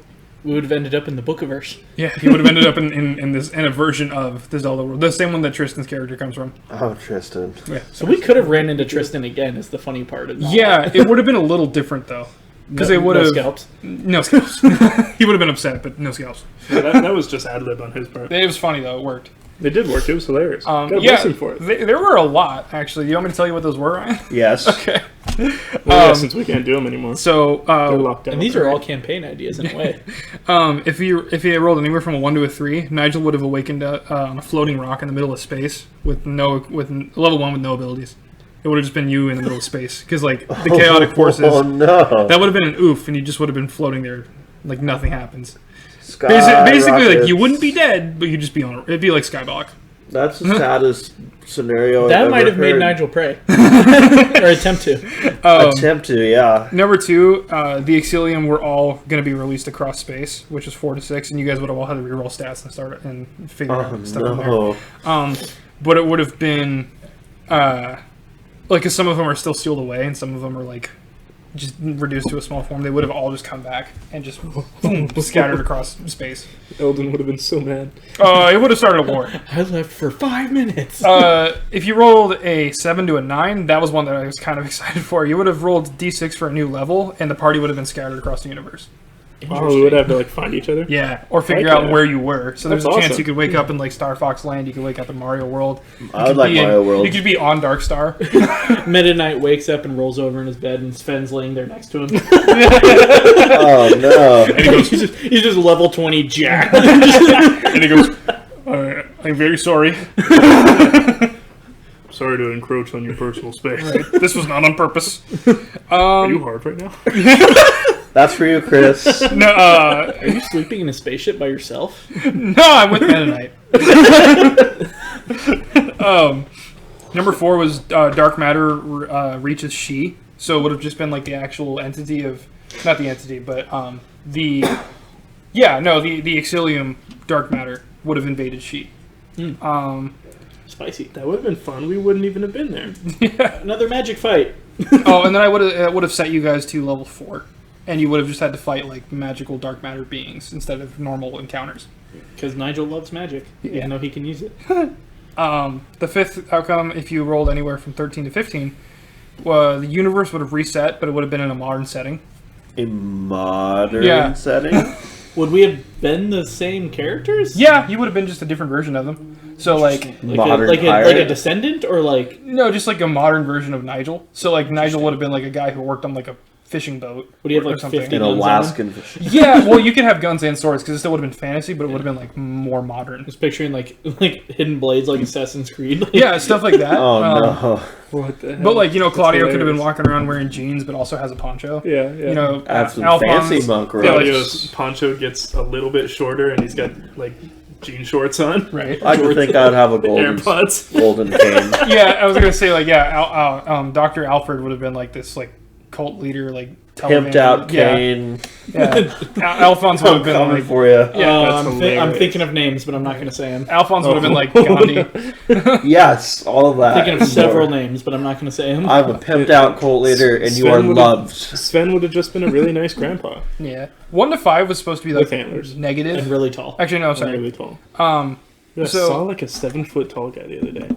He was insane. Did you watch basketball, or did you see it 7 foot I was tall? at Barnes and Noble. Did he have Barnes and antlers? Noble. No, he did not have antlers. He had curly, like blonde hair. He was like, it looked Was like it if dad? you took a regular person and stretched him. Oh, So wow. like, he was super skinny and crazy tall. Was it Dad? No, it was not. So did you try pushing him over by the ankles? No, but I looked at him and like, you know how they have like the rows of books or like the shelves with books on them. He was like easily looking over them. If you ever want to feel small, this is off topic. If Well, so anyone was who that. watches basketball out there, if you ever want to feel small, look at your height compared to Shaquille O'Neal, and then look at Shaquille O'Neal versus Yao Ming highlights. Oh man, that's insane. They're fun to watch. It's like Watch Sven the- talking to his dad. Hello, sir. Look at Hello. Shaquille O'Neal holding anything normal sized. Oh yeah. A bottle But then of what again, is that? compare it to Yao Ming, it's just even taller. So crazy. What doesn't he do like the Papa John's now or whatever, or Pizza Hut or something? He does Shaquille something. O'Neal. Yeah, he Yeah. does. He does a lot of commercials. Shaq's got like 60 sponsorships. He's just like walking into a pizza store and Dude's like, insane. it's Shaq. Probably gets a lot of free stuff.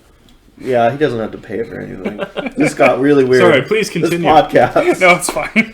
Cut that out. So modern. Yeah, campaign, modern yeah. setting, and then so it actually goes 1 through 4 would have been time goes back, but the listed Okay. event occurs. 5 through 7 would have been the party reroll stats and the listed event.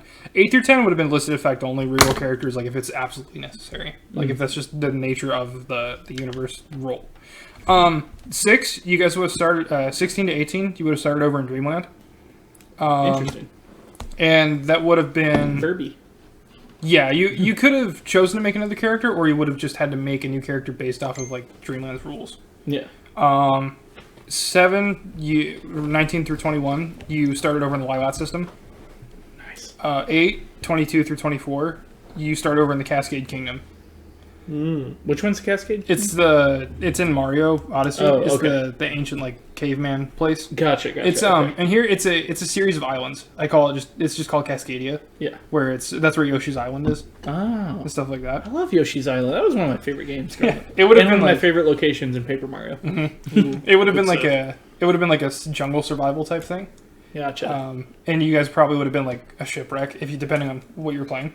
you and wake like- up and Nigel's boat is horizontal again. Right. You guys would have been chased by like spear guys and like met Yoshis and junk. Nice. That would have been fun. But would Raphael the Raven have been there? Okay. Picture Nigel riding a Yoshi and battle minding all his weapons around him and just charging into battle. Dude. Yoshis, I did make them look a little yeah. different because everybody's like normal sized. Yeah, they're like from the movie, right? No. I'm joking. We don't speak of that. No. What do you mean? It's a great movie. I'm trying to think. Like I don't know how to Oh boy. I don't know how to describe Yoshi. He's like he pretty much looks the same, but he's just like bigger. Makes sense. Yeah, it's so like so when it's- Mario rides him, he doesn't look like he's Yeah. Crushing him. They're just just squishing rideable. him. If anything, like Does he still punch him in the back of the head to get his tongue to come out though? No, that's like what a breeder would do. Like when they won't eat, like if it's sick. That's so mean. No, you just tap them on the back of the head. They have like you know how in How to Train Your Dragon when he presses on his little that's like right. that. I see. Have you 'Cause, ever like- seen how you perform CPR on a baby? That's a thing. Yeah. It's so sad that has to happen. Or the Heimlich on a baby. You have to like hold them and you hold their jaw up and down here and you do like the back pet. That makes sense. Um. Yeah, Because if you do this, they'll well, die. yeah, Yeah. absolutely. 9, 25 to 27. Reality is set to. That's where it's set to book canon. And then that's the one we rolled. That's the one we Yeah. actually got, and I was like, dude, no way. That's crazy. 10, which was 28 to 30. Time ceases to pass, and then you just have to reset reality. That's our best case scenario? Well, then. That's interesting. Yeah, but the thing is then we would have had to figure out what reality that is. So that could have been you guys would have just started over, like with the time thing. We we would be wouldn't choosing? even have memory? No, you wouldn't. You wouldn't have memory. No. But because you did time, you have memory. So basically, it would have been a lot like what Connor did, but chances are, depending on like Would we all how. have gone back to birth? You wake up on Kaholit with Yeah, no memories. it would have been a random time. It could have been like you could have woken up. Sven's like 16. It's been like Everyone 16. else isn't born no yet. one's born yet, or it could have been like the day Nigel's parents died. Nigel's standing in a farm surrounded by flames. Oh no! It could It would have been the that. saddest thing in your life. I was like, okay, Yeah. everything fades to white, and Connor, it's really hot. You feel a lot of heat down your back. You turn around, it's because your house is on fire. Yeah, Yeah. that's so sad. Yeah. So that was all the different outcomes that could have happened with like some minor tweaks as needed. Of course, yeah. But yeah. Wow, that's crazy talk. All right. Did that answer everything you needed, Ron? That was good. Okay. Connor, we're on to you. That answered Stares a lot. off into a blank That paper. So this is some of my funnier questions. Oh, no. So Kyle had to roleplay Nigel's love interest in this campaign. Yeah, not a very And great moment. Kyle, I'm going to share something with you that went into my notes. Oh, please, no. So Nigel formed a plan in this campaign at one point where the Phantom War was happening. We recruited all our crew. He had been groped by what I now know as Majora and was called Interloper. So here was Nigel's game plan, right? Denny's on Zal's, Rocco Goron. That was our last stop, the last people we picked up for our crew. Plan number 2, propose to Crimea. Plan number 3, figure out Vision and go to war. So, I guess it's kind of an open question, but how did you feel about role-playing Nigel's love interest? How awkward was it? I mean, And how much creative liberty were you going to take? Because like you had full control over Crimea. There was what Nigel wanted to happen, what I kind of envisioned happening. right. But how much creative control would you have ran with there? Well, what I did with her is I rolled how well you were persuading her. Or, Gotcha. like, basically, I was like roll for game, Okay. and you rolled luckily enough to where it Would was have just added like, a 1 for every wingman you had. yeah. But I played like I tried to play her because like I've had to play women before. Like that's just part of like there's obviously women in That the was a world. player. It's terrible. You play all the women. Oh, no. So, I played her as like disinterested, but like not because she didn't like you, but because she's working. But she agreed to like sit down with you, and then when she recognized you, it was more like I just I played it as like happy to see an old friend that she also just kind of has feelings for. But it was weird because I had to interact with you, Right. so it was just like. So it was very much like Connor's like, I'm like, I want to be there for you, and I'll always be here if you need me. And I'm just playing. That's very kind of you. Thank you. You too, buddy. Like. Because my follow up with that is like I've thought about if we reboot this campaign because like Nigel sent a letter off to Crimea at the end in our epilogue. Yeah. And so I don't know what's like typical. Again, I'm a rookie to tabletop, but like if we were to do the either reboot or season 2, whatever we do with this, we flash forward in time. Would you want to continue to roleplay Crimea, or would you rather that be a side character that I would have control over, depending on how things turned out with them? I would actually let you play as her. So, because the idea I had, which we had talked about, but I know Nigel wouldn't go for that, was having Crimea join Nigel's crew. Just because she's so headstrong, she'd be like, no, I'm going to be a pirate too. Like, working on a farm sucks. Right. And also, like, she clearly loves you. Right. Or at least she did in one reality, so chances are she still does. Right. And Nigel's only primary concern is Zechariah hunting him down. And her that thing would be is his it's main like, resistance. Also, Crimea, so I did roll out like some rough stats for her. I didn't make a sheet, but she's good. She's solid. Gotcha. I think at current level, she's like Raymond. Okay. Yeah, and also like pretty similar skill set as well. Guns? Well, like bow and arrow. Ranged. Yeah. She's not a brawler. She's a shooter. And she has a little bit of magic. Oh, interesting. I didn't know that. Which I thought would be funny because it I would think cause it's the like, Termina origin, yeah. yeah, and it would cause like a little bit of little bit of tension between her and Nigel as well, because Nigel's relationship with magic is like, but it would cause him to have growth too because he loves her. But he also does Yeah. magic himself. That's the interesting thing. Is like, so that would be like her contention would be like, you use magic, well, it's different. I don't want to. I guess that would have been interesting in hindsight. Not now that you explain it like that. But where's Malon? She's You there had to too. lean over to ask that. They're all there. No, remember I said the thing they're like distantly related. Distantly? I was gonna say, yeah. What's Malon's relation to Crimea? They're like second cousins. Okay, what about Romani then? Romani's there. She's just young. She's on the younger side because you guys are How young? like Jesus Angel. Are you whoa. Asking for a friend. She's like 19. Stop asking for In Chris. Crimea's 20s. Crimea would be Nigel's age, yeah. And Claudio's so like 20s. 25? Mm-hmm. Okay. And Sit would Malon be back over in down, Hyrule sir. and not in Termina? Yeah. Okay, that's Yeah. what I thought. Yeah. So, because I think actually somebody bought milk from her. Nigel, want to be Probably. brother Probably. cousins with Claudio? Oh no, it was You- I bought milk at bro, no. Romani Ranch, but Get it outta was when here. we were in Castletown. Yeah, you there guys- was a cart from Lon Lon Ranch, and I You went guys there. went to Long Island Ranch. Did we? Yeah, Did we? you stopped there on the way. We did. Yeah, because- we searched all over, and Yeah. I did buy milk from Malon. We, Yeah, That's met, right. we met Talon. Yeah, because I remember you Right. you kind of flirted a little bit, and then when we finally got back to, Nigel's got a thing for milkmaids. he does. So yeah. To answer your question, it was a struggle because it was like normally it's Angel, you shut your mouth. The silence says all. Dear God. it was weird, but because again that was my first time ever having to play a love interest for someone, Right. especially one of my players.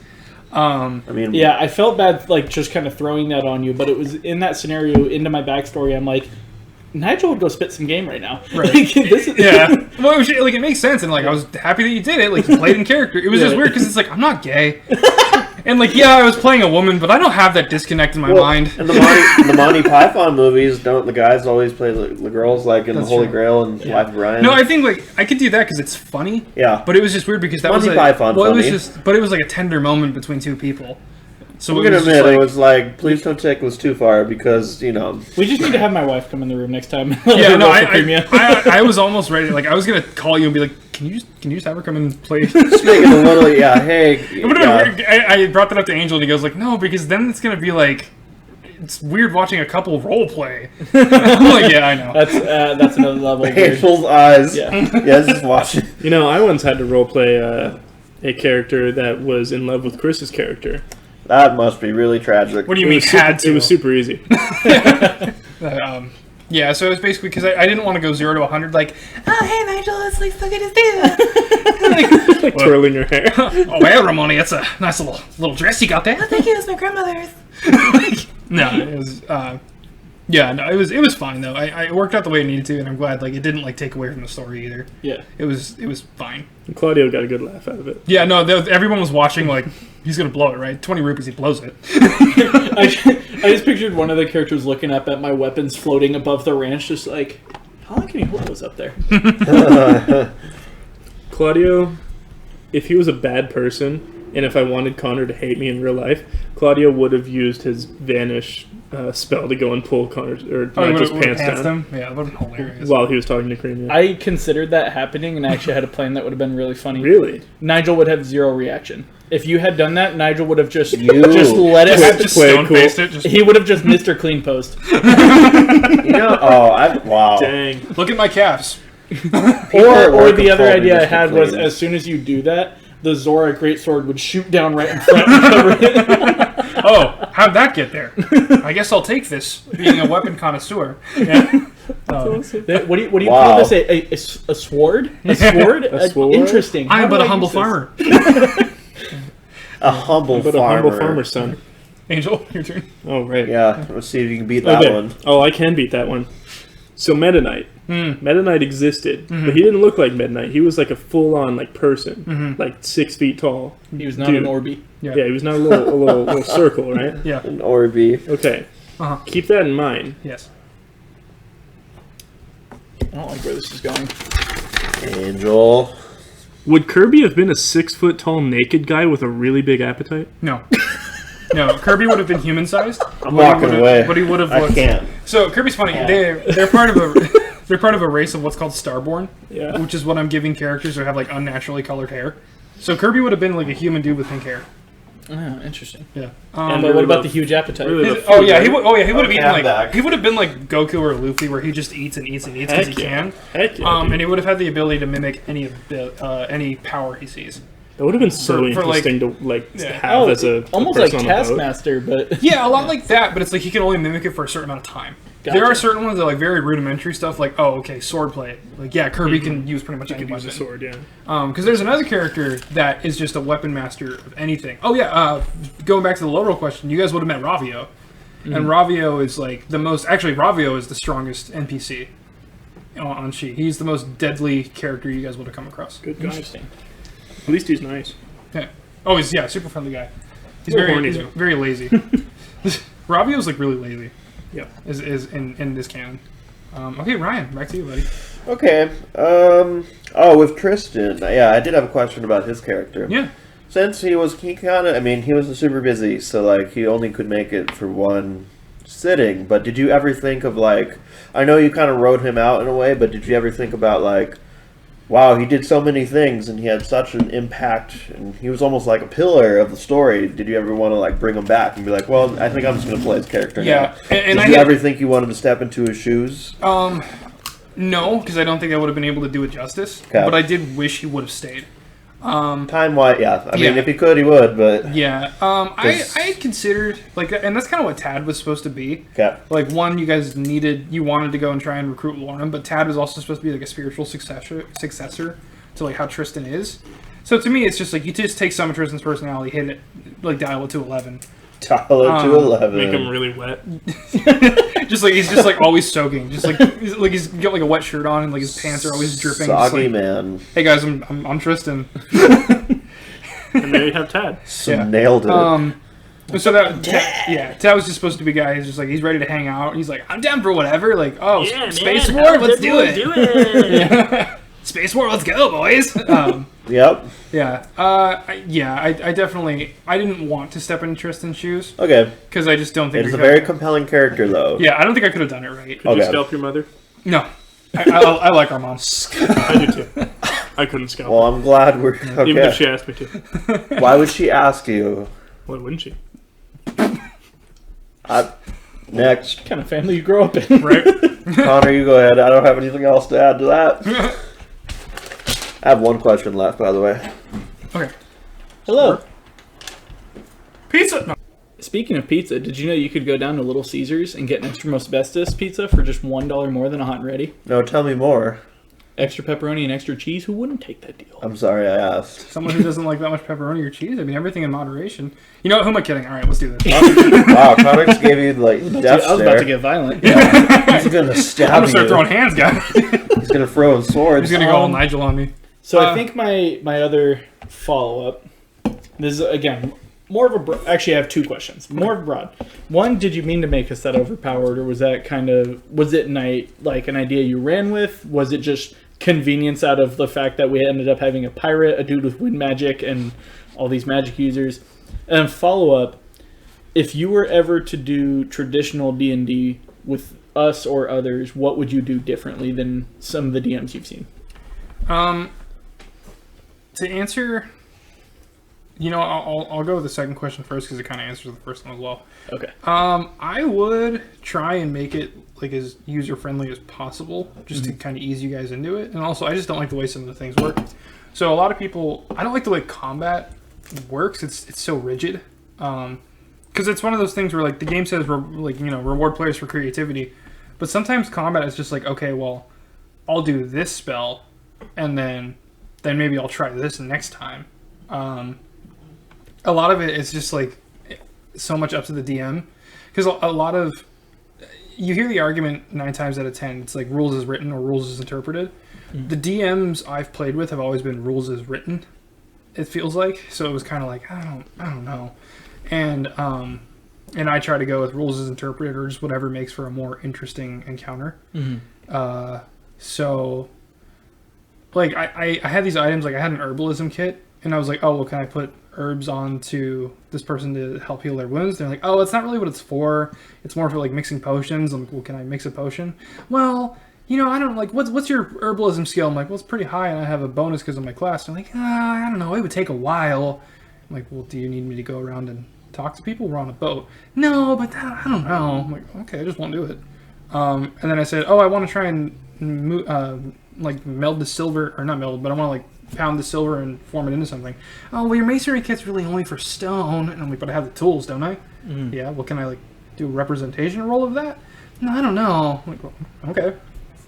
It was the same thing when I even actually brought up the idea of a Zelda campaign as a one-shot, because sometimes some people couldn't make it, so we would either do a one-shot or just like something else. And I brought it up, and I noticed a lot of times I would always hear no, but I would never hear how.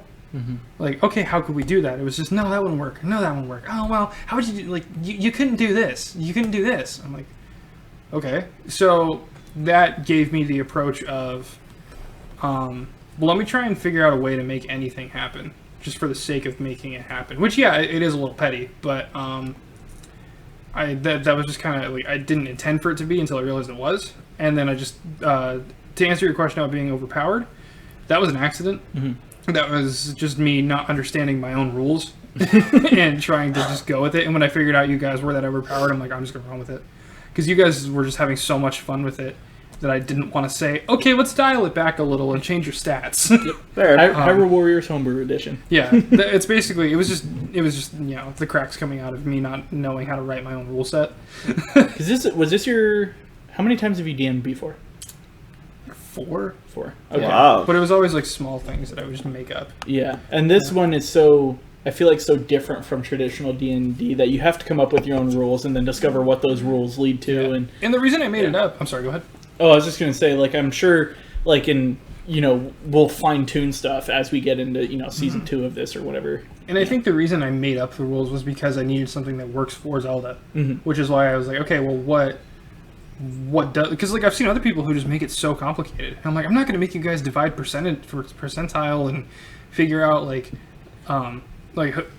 you rolled this, or are you going to go first in this encounter, but, like, what does that carry over to whatever? Like, it was just too many moving parts. Yeah. Like, let me dumb it down for me. And then I just tried to go from there. So a lot of it was, like, very much improvisation. Yeah. That's cool. It worked, though. It really did. I'm glad you guys enjoyed it. I'll tell you right now, chairs in 5e have hit points. What? Yeah, well, it was like, we had one guy... A lot of inanimate objects have hit points. Yeah, one guy was like... Ben's character started a bar fight with Angel's character, and it's just two people standing there hitting each other back and forth, which you can... Normally people narrate, but it's like, okay, let me get the combat map out. I'm like, it's two people in a bar fight. Do we need... And it's like, well, there's these people here and these people here. There's a lot of onlookers, and, well, you gotta know where everything's laid out. I'm like, no, I don't. And I'm like, okay, I guess, but... Yeah, I feel like a bar fight is something that's just like a drunken haze where like Yeah. you'll get thrown in one direction, they can just narrate like, oh, there's a group of people there you just knocked over. Yeah. Like, of course there was. It's a bar. It's and I think crazy. it would have been fine except for they put too much thought into it. Gotcha. And I was like, okay, but you know what? You do you. I don't have to do this. And then there's another fight that we did where this character swung an axe and missed the target, but they were standing next to a pillar, and he had him roll damage. The DM had him roll damage anyway, and to like see how far his axe cleaved into the pillar, because the pillar had hit points, and so he rolled high enough damage to just swipe right through the pillar. And I'm like, you don't need to roll for that though. Like, It's just like narration, if anything. Yeah, just narrate like, oh yeah. But again, maybe roll a random maybe a d20 above 10 through the pillar, below 10 it gets stuck. Yeah. Right? And again, that might have just been a rule of 5th edition. It might be a rule that of I'm 5th just like, edition, that's too much work. It's dumb. It just, for me, it kind of takes away from the players. So I'm like, that's just an excuse to roll dice. I'm like, if you want to roll dice, just roll it in the background. Or it's just an excuse to like give your big bad evil guy, as they call him, an advantage against one of the players. Because like when the DM would like roll poorly for a boss, he'd get so upset. He's like, "Oh man, I'm rolling like crap today," and we're like, "Good, we're winning. Yeah, We're we're winning. doing good, and we don't want to die." And he's like, "Well, I wish I was rolling better." Yeah. So I just try to take that approach of like, what's fun for everybody, and that's fun. That's what I go with. I had a lot of fun. That brings us to you, Nigel. Nice. Let's talk about. This is probably a quick one. So Claudio's grandpa. What's that about? So Because for backstory with Claudio, like I mentioned earlier, he's got next to none. yeah, that was like, and I should have checked with that first, but Oh, like, you're fine. That vision was so spur of the moment. Right. And I'm not upset about it. Oh, good, I'm glad. Because we never talked about it afterwards either. Yeah. Which is why I'm like, well, now I could bring it up. Right. So because the Garo were so spiritual, I was just like, well, I need to make up somebody that would be able to be like a good guide for Claudio. And I was like, you know, so, and it doesn't even necessarily mean whether or not his grandfather has passed away, or is just that spiritual of a person to where he can enter realms like that. Oh, he's like Uncle Iroh? Yeah, a yeah, lot dog. like that. So he's basically, the story behind that was going to be like, Claudio's grandfather was very much like knows of like the way of the Garo, like, and he's familiar with it, knows the ins and outs of it. Not necessarily sure if he's part of it or not, but that was just him showing you like, okay, look, you know, I'm a little more in tuned with like my soul than you are, because you're young, you got a way to go, the way isn't clear to you yet. Let me kind of guide you. Okay. Because Claudio didn't really have a mentor figure, he just kind of showed up. Right. It was just kind of there to party. Yeah. I wanted something that could kind of ground him a little, I see. and that was just kind of the most personal thing I could think of for a character like Claudio. Is That does, yes. Alright. Since that was quick, can I do another one? Sure. Go for it. Because I Sorry, heard Ryan. said, I only have one question. yeah, left, he's only so got one go more. for I it. have two more, so Okay. we'll even it out. What about, so we talked about Nigel's mirror interaction. So what was Claudio's about? Claudio's, Because he saw the war that he was in. yeah, he saw the war he was in, but for whatever reason, them was standing there. Like, Okay, one so of- it one of- was one of them. Yeah, it was one of the like. It's actually the leader of them, Okay. the aliens. Okay. So that actually kickstarted that event, which is why I was like, oh crap, because for me I was like, guys, you need to be level 30 or higher to even put a dent in those dudes. We were level 7. Yeah. Or 6, I think, at the time. Yeah. So that was basically, they have a purpose where they're trying to search for certain things across all of space. And that shard that you got is very much tied to that purpose. Right. And we never actually touched on what that shard is. Well, it's because we kind of went into space anyway. Right. So that was going to be either the Mirror of Twilight or just a larger mirror, which actually opened portals to space. Yeah. And like to and from wherever. And that was how you guys were going to be able to get into space for the first time. So your boat would have always had like this little puddle of water around it so you could sail through space. That's awesome. That's awesome. I like that. Wow. And that would have been just the magic of the mirror. I'm just picturing Ted jumping in the water. I'm gonna go swimming, and then falls through the water. Right through. Oh no! So Claudio would have had like this platter-sized mirror around with him to open up big portals for you guys. Around with him in his poncho. Well, you know what I mean. Yeah. And it would have also had its own like combat abilities as well. Oh, that's cool. But it also would have put another target on Captain you guys. America. Well, yeah. Yeah. Because like Exilium could travel through space like pretty much at will. Yeah. But like that doesn't mean their warlocks can. Yes. So they would have definitely wanted They want that, yeah. Yeah. That makes sense. So that would have opened up like two little branches of I see. getting into space. But it also would have let you guys have more allies by going into space. Of course. Yeah. Okay, cool. Thank you. No problem. Ryan. All right, here we go. I didn't do these in any specific order, but it's interesting. This is the last one.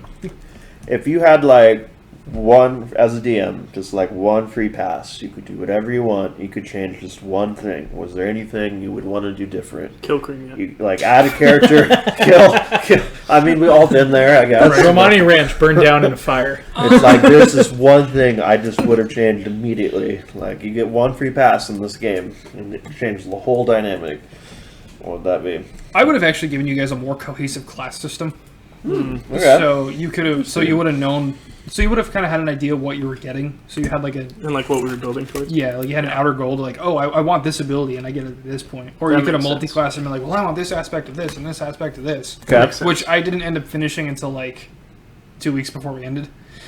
And, Yeah. And I'm still working on like ability list for that. So I have like 5 classes done out of that. Yeah. I Stuff like know- that takes a long time. Yeah. Yeah, I remember you explaining like my class to me. And you're like, oh, I guess it would be like a Mystic Knight. I'm like, yeah.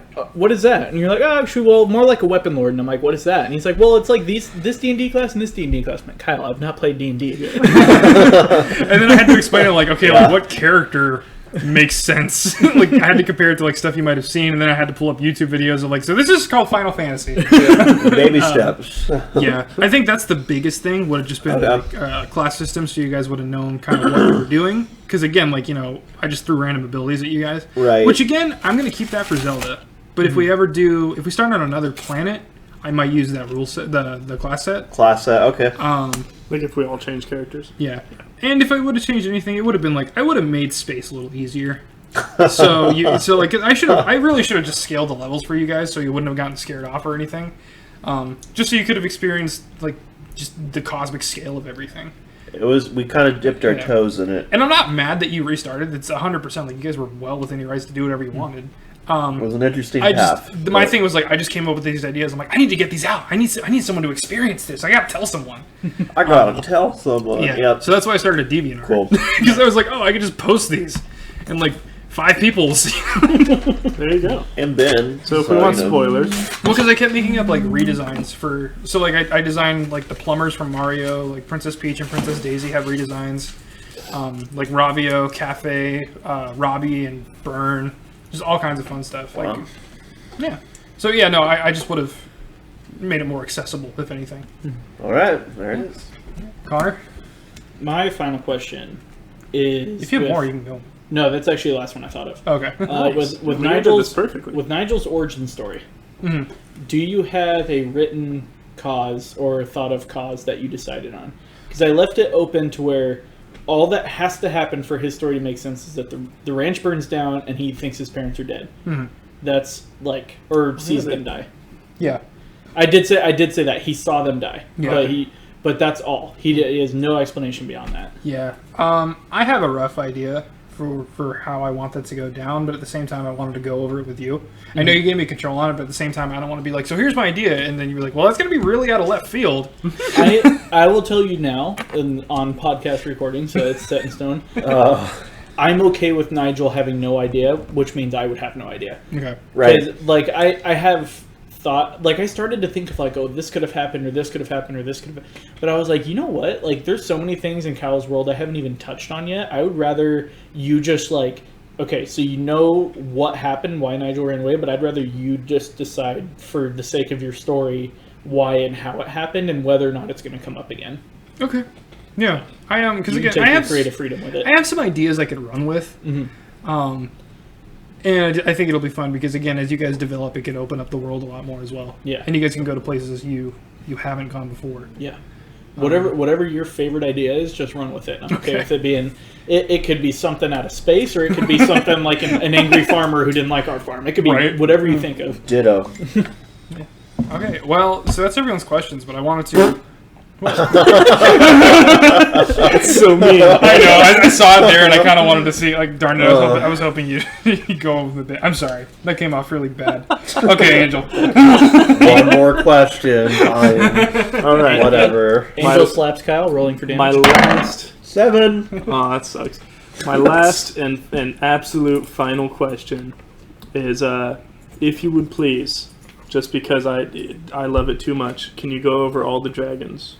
Okay. Okay, let's just start a So- novel. Well, Okay. okay, unless you just want to go over the ones we've encountered, No. which is totally fine. You No, want to I'll go over all of them? You saw all of them. Did we? I I yeah, thought sure. so. Yeah, We definitely didn't see you saw every like dragon. the people dragons. No, but you saw, like, the dragons. Okay, well, all right. The important If you would ones. please go over. Yeah, you saw the guardian dragons. And, like, even though time was back, you remember what they look like. Right. So I took a little bit of liberty with the dragons and I redesigned them a bit. So now they're slightly based off of Monster Hunter monsters, just like in shape. Or, well, sorry, in concept more than shape. So I'll start with, like, the first 3. Dinral was kind of based off of, like, Valstrax from Monster Hunter, but he's basically this big, silverish, reddish dragon. It's like, he's like the shiny red dragon with, like, silvery... No, I got that wrong. He is, sort of like pale red, like almost silver, but with like a tinge of red in there, but not pink. And he has these like the bones that would be in wings. Mm-hmm. Those are like blackish silver, like polished, like kind of darkened metal. And he's got these red flames that just burn off his wings, and so he can jet across the sky using those, but he can also fly. So he is like like a slightly more basic version of Valstrax from Monster Hunter. And I'll name off what they're based off of and kind of go into specifics from there. Nadra is based off of Namiel, and I'll put up pictures. Farosh is based off of Shigaru Magala.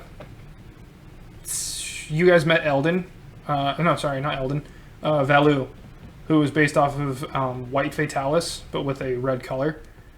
And again, you guys will see the pictures. So That'll be helpful. yeah, and then Warbane was the black one that you guys didn't know anything about. Okay. Yeah. What a name. And Warbane. Yeah. What is Warbane? Is Warbane. that from something, or is that Yeah, a- it's actually from the Zelda game no one talks about. Oh, Was it Zelda's Adventure, where they're like live action? Is that the CDI one? No, it's the other one. Because there was Zelda. I'm There was so Is it lost. the third CDI one where you play as Zelda? yeah. So there was Link. There was Faces of Evil, and then Wand of Gamelon, Mm-hmm. and then Zelda's Adventure. Yeah. Wand of Gamelon, you play as Zelda. Oh, it's a completely separate one then. Yeah. No, it was like. Okay. It was like they used like photorealistic graphics to where so they're like weird. pictures of people and you move, and they had actors for cutscenes where it was like actually live action. Yeah. There was this little like painted sort of stop motioned clay looking dragon called Warbane, and so I just took it and made it cool. I was gonna say, because nothing about those games were. Right. So and that's why like I took those places and made them very different. Right. Is Warbane based on anything at all? Yeah, there's a boss in that game called Warbane. Warbane. Sorry, I mean like Oh, and Monster Hunter? design-wise, yeah. Design-wise, yeah, he's based off of Elatrion. Elytron. Cool. Yeah. So he's Sick. he's this big black dragon with like these torn up wings. So like he looks like he's seen some crap. Mm-hmm. He's on an island that is populated completely by Lizals, and they worship him as like their patron. And he's always got like this. He's got like all kinds of different effects he can do. So that's his thing. Is he's like one of the stronger ones. But Valu is the king of the dragons. He's like your typical 4-legged, big wings, long neck. Again, like you'll see pictures. You could just kind of picture that they look more or less like this, but simplified. And I might put up like a crappy sketch next to him. That'll be kind of funny. Nadra. It's this, but red. Scribbles in red. Right, yeah, just like... Nadra, she is bioluminescent because she's in the water, so I thought that'd be a cool... That's why I based her off Namiel. So I just kind of used the rough shape of like her head. So instead of having like a big jellyfish-looking head, she's got horns that go out the side. Farosh, again, they were all like just dragon-shaped instead of being serpents. 4 legs, really big, shiny, like glistening yellowish-green wings. And like one black horn that kind of goes out and up. And I think I explained Valu. I explained Elatrion. Is that all of them? Oh, There's the space one. Argarok. Is that Argarok? Yeah. Heck yeah. So when you guys entered space and you saw the dragons fighting that other dragon that Yeah. you couldn't tell what it was, that was Argarok, and he looks like Kushala Daora, which is basically just. I mean, Argarok himself already had a good design, but I wanted to make him like more intimidating. And what's Argarok from again? Twilight Princess. He's the boss of the Sky Temple. He's that dragon. Oh, that was his name. Yeah. Okay. I was wondering about this the other day. I remembered there was a dragon in the game, didn't remember the name. Now I know. So Okay. in Twilight Princess, that's just armor, and it's like this red scaly dragon. Yeah. I wanted to make it to where his scales are like armor plates, and I was like, well, there's a monster in Monster Hunter that's basically that, and that's what made me design the rest of them based off of Monster Hunter monsters, because I'm like, they all have like a really good idea of like how ecology works and like how like just they would function as animals, and so I took that and ran with it. And I did make them different enough to where like, yeah, you can see the parallels, but it's still, It was basically fan service for me. yeah. Bless you. Bless you. Consume tight, Nigel. But yeah, that was that's all the dragons, Nice. with the exception of Dragons. like other ones, because there are other dragon hearts. There are people that can turn into Well, dragons. there's Volga. There's Onyx. Onyx. Yeah. There's Tristan. Yeah. So yeah, and they can turn into dragons as well. But I'll save that for if you guys ever meet them. Yeah, did you guys... So, we'll wrap up pretty soon, but I just wanted to open this up to the table real fast. Was there any place you guys wanted to ask about? Are you asked about Arcadia and Low Rule? We've already talked about Arcadia. That was my big one. But Yeah, so just Tome, like, why was it so closed off at the beginning? We never ended up going there, but it's where Matthias is from. I Yeah. vaguely remember that. That was mostly to. That was just kind of to provide some mystery about Matthias being a Locomo. Mm-hmm. And I was like, well, it would just be. Because at first I was like, oh crap, the Locomo are kind of overpowered. And then I thought, oh, you know what?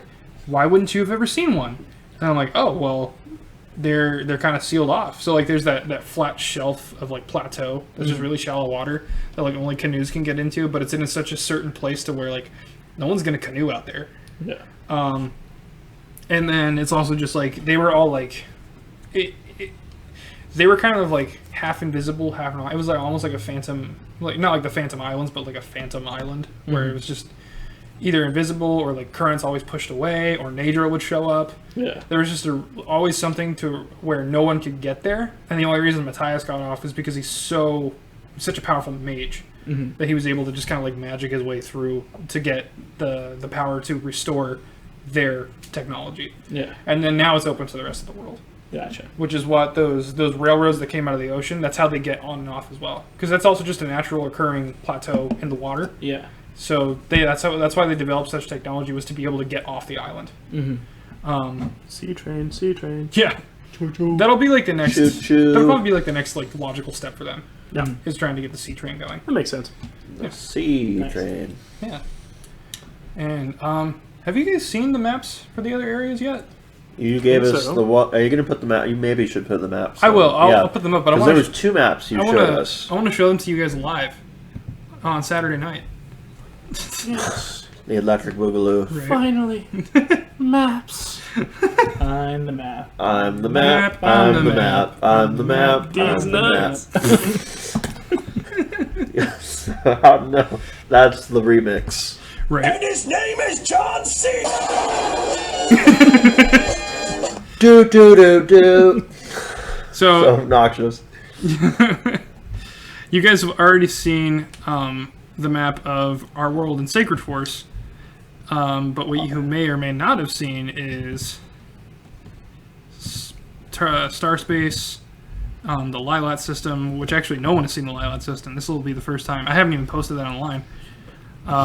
Is it based off of the N64 one? Because that's the best. Yes. Yeah, Yes. with a couple things, with a couple of extra planets thrown in from other games. Nice.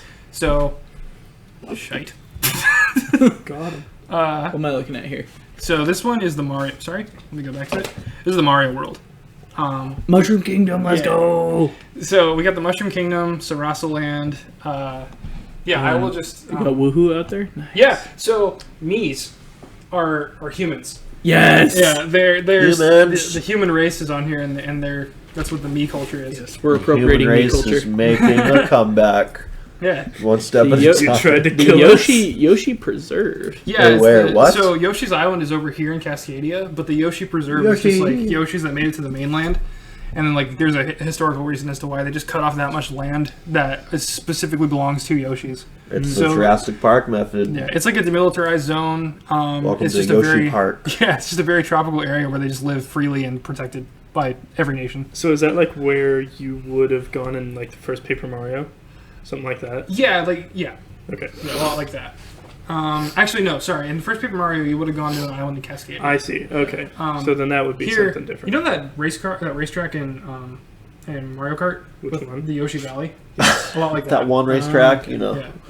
Huge It's Yoshi like- egg exists. It's like preservation workers, like people who like work in Africa to save rhinos and elephants and stuff. Oh, that's cool. A lot like that. Sweet. They have a giant Yoshi patron. That egg has to have hatched. There is the big Yoshi. Heck yeah. Yeah. Big Jurassic Yoshi. Park. And style. again, I don't mind telling you guys this stuff because it's like it'll just be that much Yo more fun yo when you yo finally get- Yoshi. I see Isle Delfino. Delfino. That makes me Delfino happy. Square. Makes me really, Yeah. really happy. Got it. Yeah. So this is what's called the crap. I don't remember what it's called. Basically, it's Isle Tortuga, Isle Delfino, and Isle Sol because it's a sunfish. They say Isle. Ruinex down there? Yeah. Yeah. Yeah. Yeah, that's I their- noticed that too. You remember the dragon from Odyssey? The big lightning dragon? Yeah. That's- Dave Connor, so Happy Boy. that- Does he exist? Yeah. That tower Okay. is just one portion of a whole country. Let's fight him. It's Purple Frosh. Yeah. Wow. Lost Vale, because it's the weirdest looking, is just It's all the jungle poison areas. So the concept I tried to go with this was like all the different biomes you visit in Mario games are all countries. Nice. So like Denaria is like waterland. Sand Kingdom is deserts plus Tostarena. So like all the places from Odyssey, most of them are in here. But here's the thing: is I've only made this one. This is just one planet called Cosmosi. It's one planet in the entire like Mario Galaxy like area because that's why it's the biggest in. Because Mario Galaxy is a thing. Yeah, it's 100% a thing. Yeah. Yeah. Are toads people, or are they still short little mushroom head dudes? No, they're people. Mushroom head, Yeah. dude. So that's like like how some people wear turbans. Toads wear hats like that. Nice. Well. I you're a always toad. knew That That was toad. funny. That does explain their attire. Because like they wear poofy pants, Like a genie. And the vest with no shirt. the vest with no Yeah. shirt underneath, and a big Yeah. like they're just Aladdin with a turban on. Yeah, and the reason Bunch they're of freaking Aladdins and running so there's a around. lot in Mushroom Kingdom, but the reason is Whoa, because Ryan, it's like that's a little racially charged.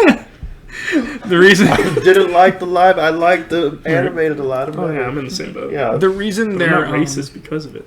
Oh, and then like Spinen in the middle is where Bowser and his people no. are from. So like, because here, look, this is my favorite one, Nookington and Redmore. That's where Animal Crossing takes place. Yep. Nice. And then they're constantly at war. Really? Because it's Tom Nook and Red. Freaking animals. Yeah. Can't Tom, trust Aladdin. Yeah. Can't trust animals. Please tell me Did Tom the wa- Nook did uses the- a great sword. Did the war start over some fake art? no, no, it started because Tom Nook wanted to buy these islands for his island project. New Horizons. Capitalist. But they belong to Redmore. Redmore's like, no, we're not letting you buy out. So like, this is the biggest point of contention is right here, and so they're constantly at war with each other. And then Dorado, where Wario lives, was actually just like an empty jungle nation that Wario turned it. Not jungle, sorry, it was just a deserted landmass in the middle of the ocean that Wario found and is like, okay, and so Shy Guys are the native populace here. So he just coerced them into like, hey, there's a bunch of naturally abundant gold here. Do you guys know what this stuff is worth? And they're like, no, we're just a simple race of people that live all across this continent. And he's Sucks to like, work okay. with. So he Stuff basically, bends like nothing. right, he modernized the whole thing into his own like personal nation. So like Wario's gold mine, excuse me, like the Wario Dam and junk like that, all that stuff is just there, and he runs it. Mount Wario. Yeah. Mount Wario. And what is Targ? Is that Waluigi's house? Yeah. So Waluigi, get this, is like a John Wick type mercenary. Interesting. What? Now I need that in my life. So Do it now. Waluigi, and I'll throw up that picture. It's not drawn very well, but I did draw it with like little descriptions of what Mario, Luigi, Wario, and Waluigi do. Waluigi he's a mercenary. It's just like super deadly, and he'll just take money and do jobs. But Wario has so much money that he just keeps hiring him to do stuff. But it's gotten to the point now in lore. So if you guys were to visit, this is what's currently happening. Is Waluigi doesn't want to work with Wario anymore because Wario's trying to fund or help Tom Nook take over Redmore. And Waluigi's like, no, like I'll do like hits and stuff for you, but I'm not gonna like go and kill innocent people just because you want to develop some land and make some Has money. a conscience. Yeah. Waluigi's like, I don't know who you are, but I will find you. Yeah. Liam Neeson. Waluigi, I will whack And he's all of yeah. you. So I'll throw up that drawing, but he's wearing like the vest and stuff from Mario Golf. He's got the drip. Nice. Yeah. But Waluigi is now the greatest Amazing. character ever. so anybody who wants to know more about that, I'll put a link to the actual drawing and I'll answer questions in the. A link to I'll the answer drawing? questions. Is that new Zelda game coming out? It is. It's the best.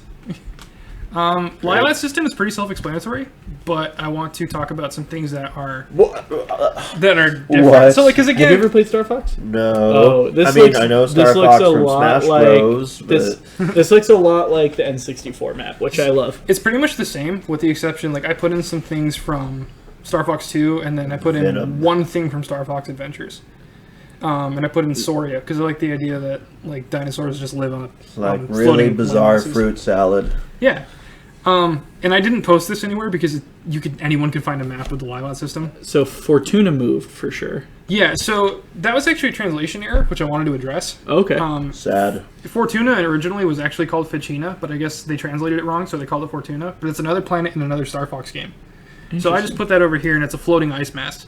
Okay. And then Ficina is just the planet where you fight Wolf. Gotcha. Aqua Sonus. Eladard is a planet in Star Fox 2 which I'll make up some stuff for that. Astropolis is this big floating, like, it's an actual floating, like, space city in front of...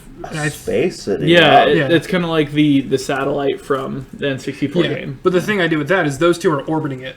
Oh, So that's... nice. But the Area thing 6 and Pulse, Yeah. I think. Yeah. Yeah.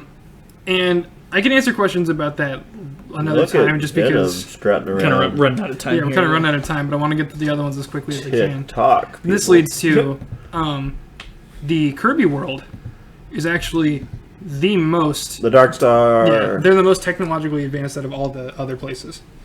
Yeah. Which is, like, kind of begs some questions about Star Fox.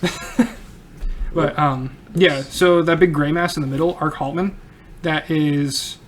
If you ever see, like, Kirby Planet Robobot, they have Star Dream OS, which is just, like, this pillar robot thing.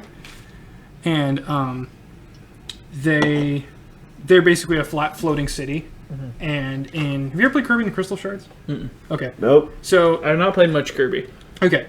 It's an N64 game. Yeah. It's great. In the final level of... I think Darth Maul. Final stage of World 2. Whoa. It'll make sense. Darth Maul. Yeah. Yeah. It would make sense later. Right. In the final stage of the second world, there's this black pyramid floating in the desert. In lore, they dropped that there because they were looking for artifacts to stop Terminus from growing. And Terminus is the dark side on the right. Starspace is the stuff on the left. And we're running short on time, but one of these days I will definitely come back to this, and we can even do a part 3 if we need to. But that's pretty much everything I've been working on. Nice. Pretty incredible.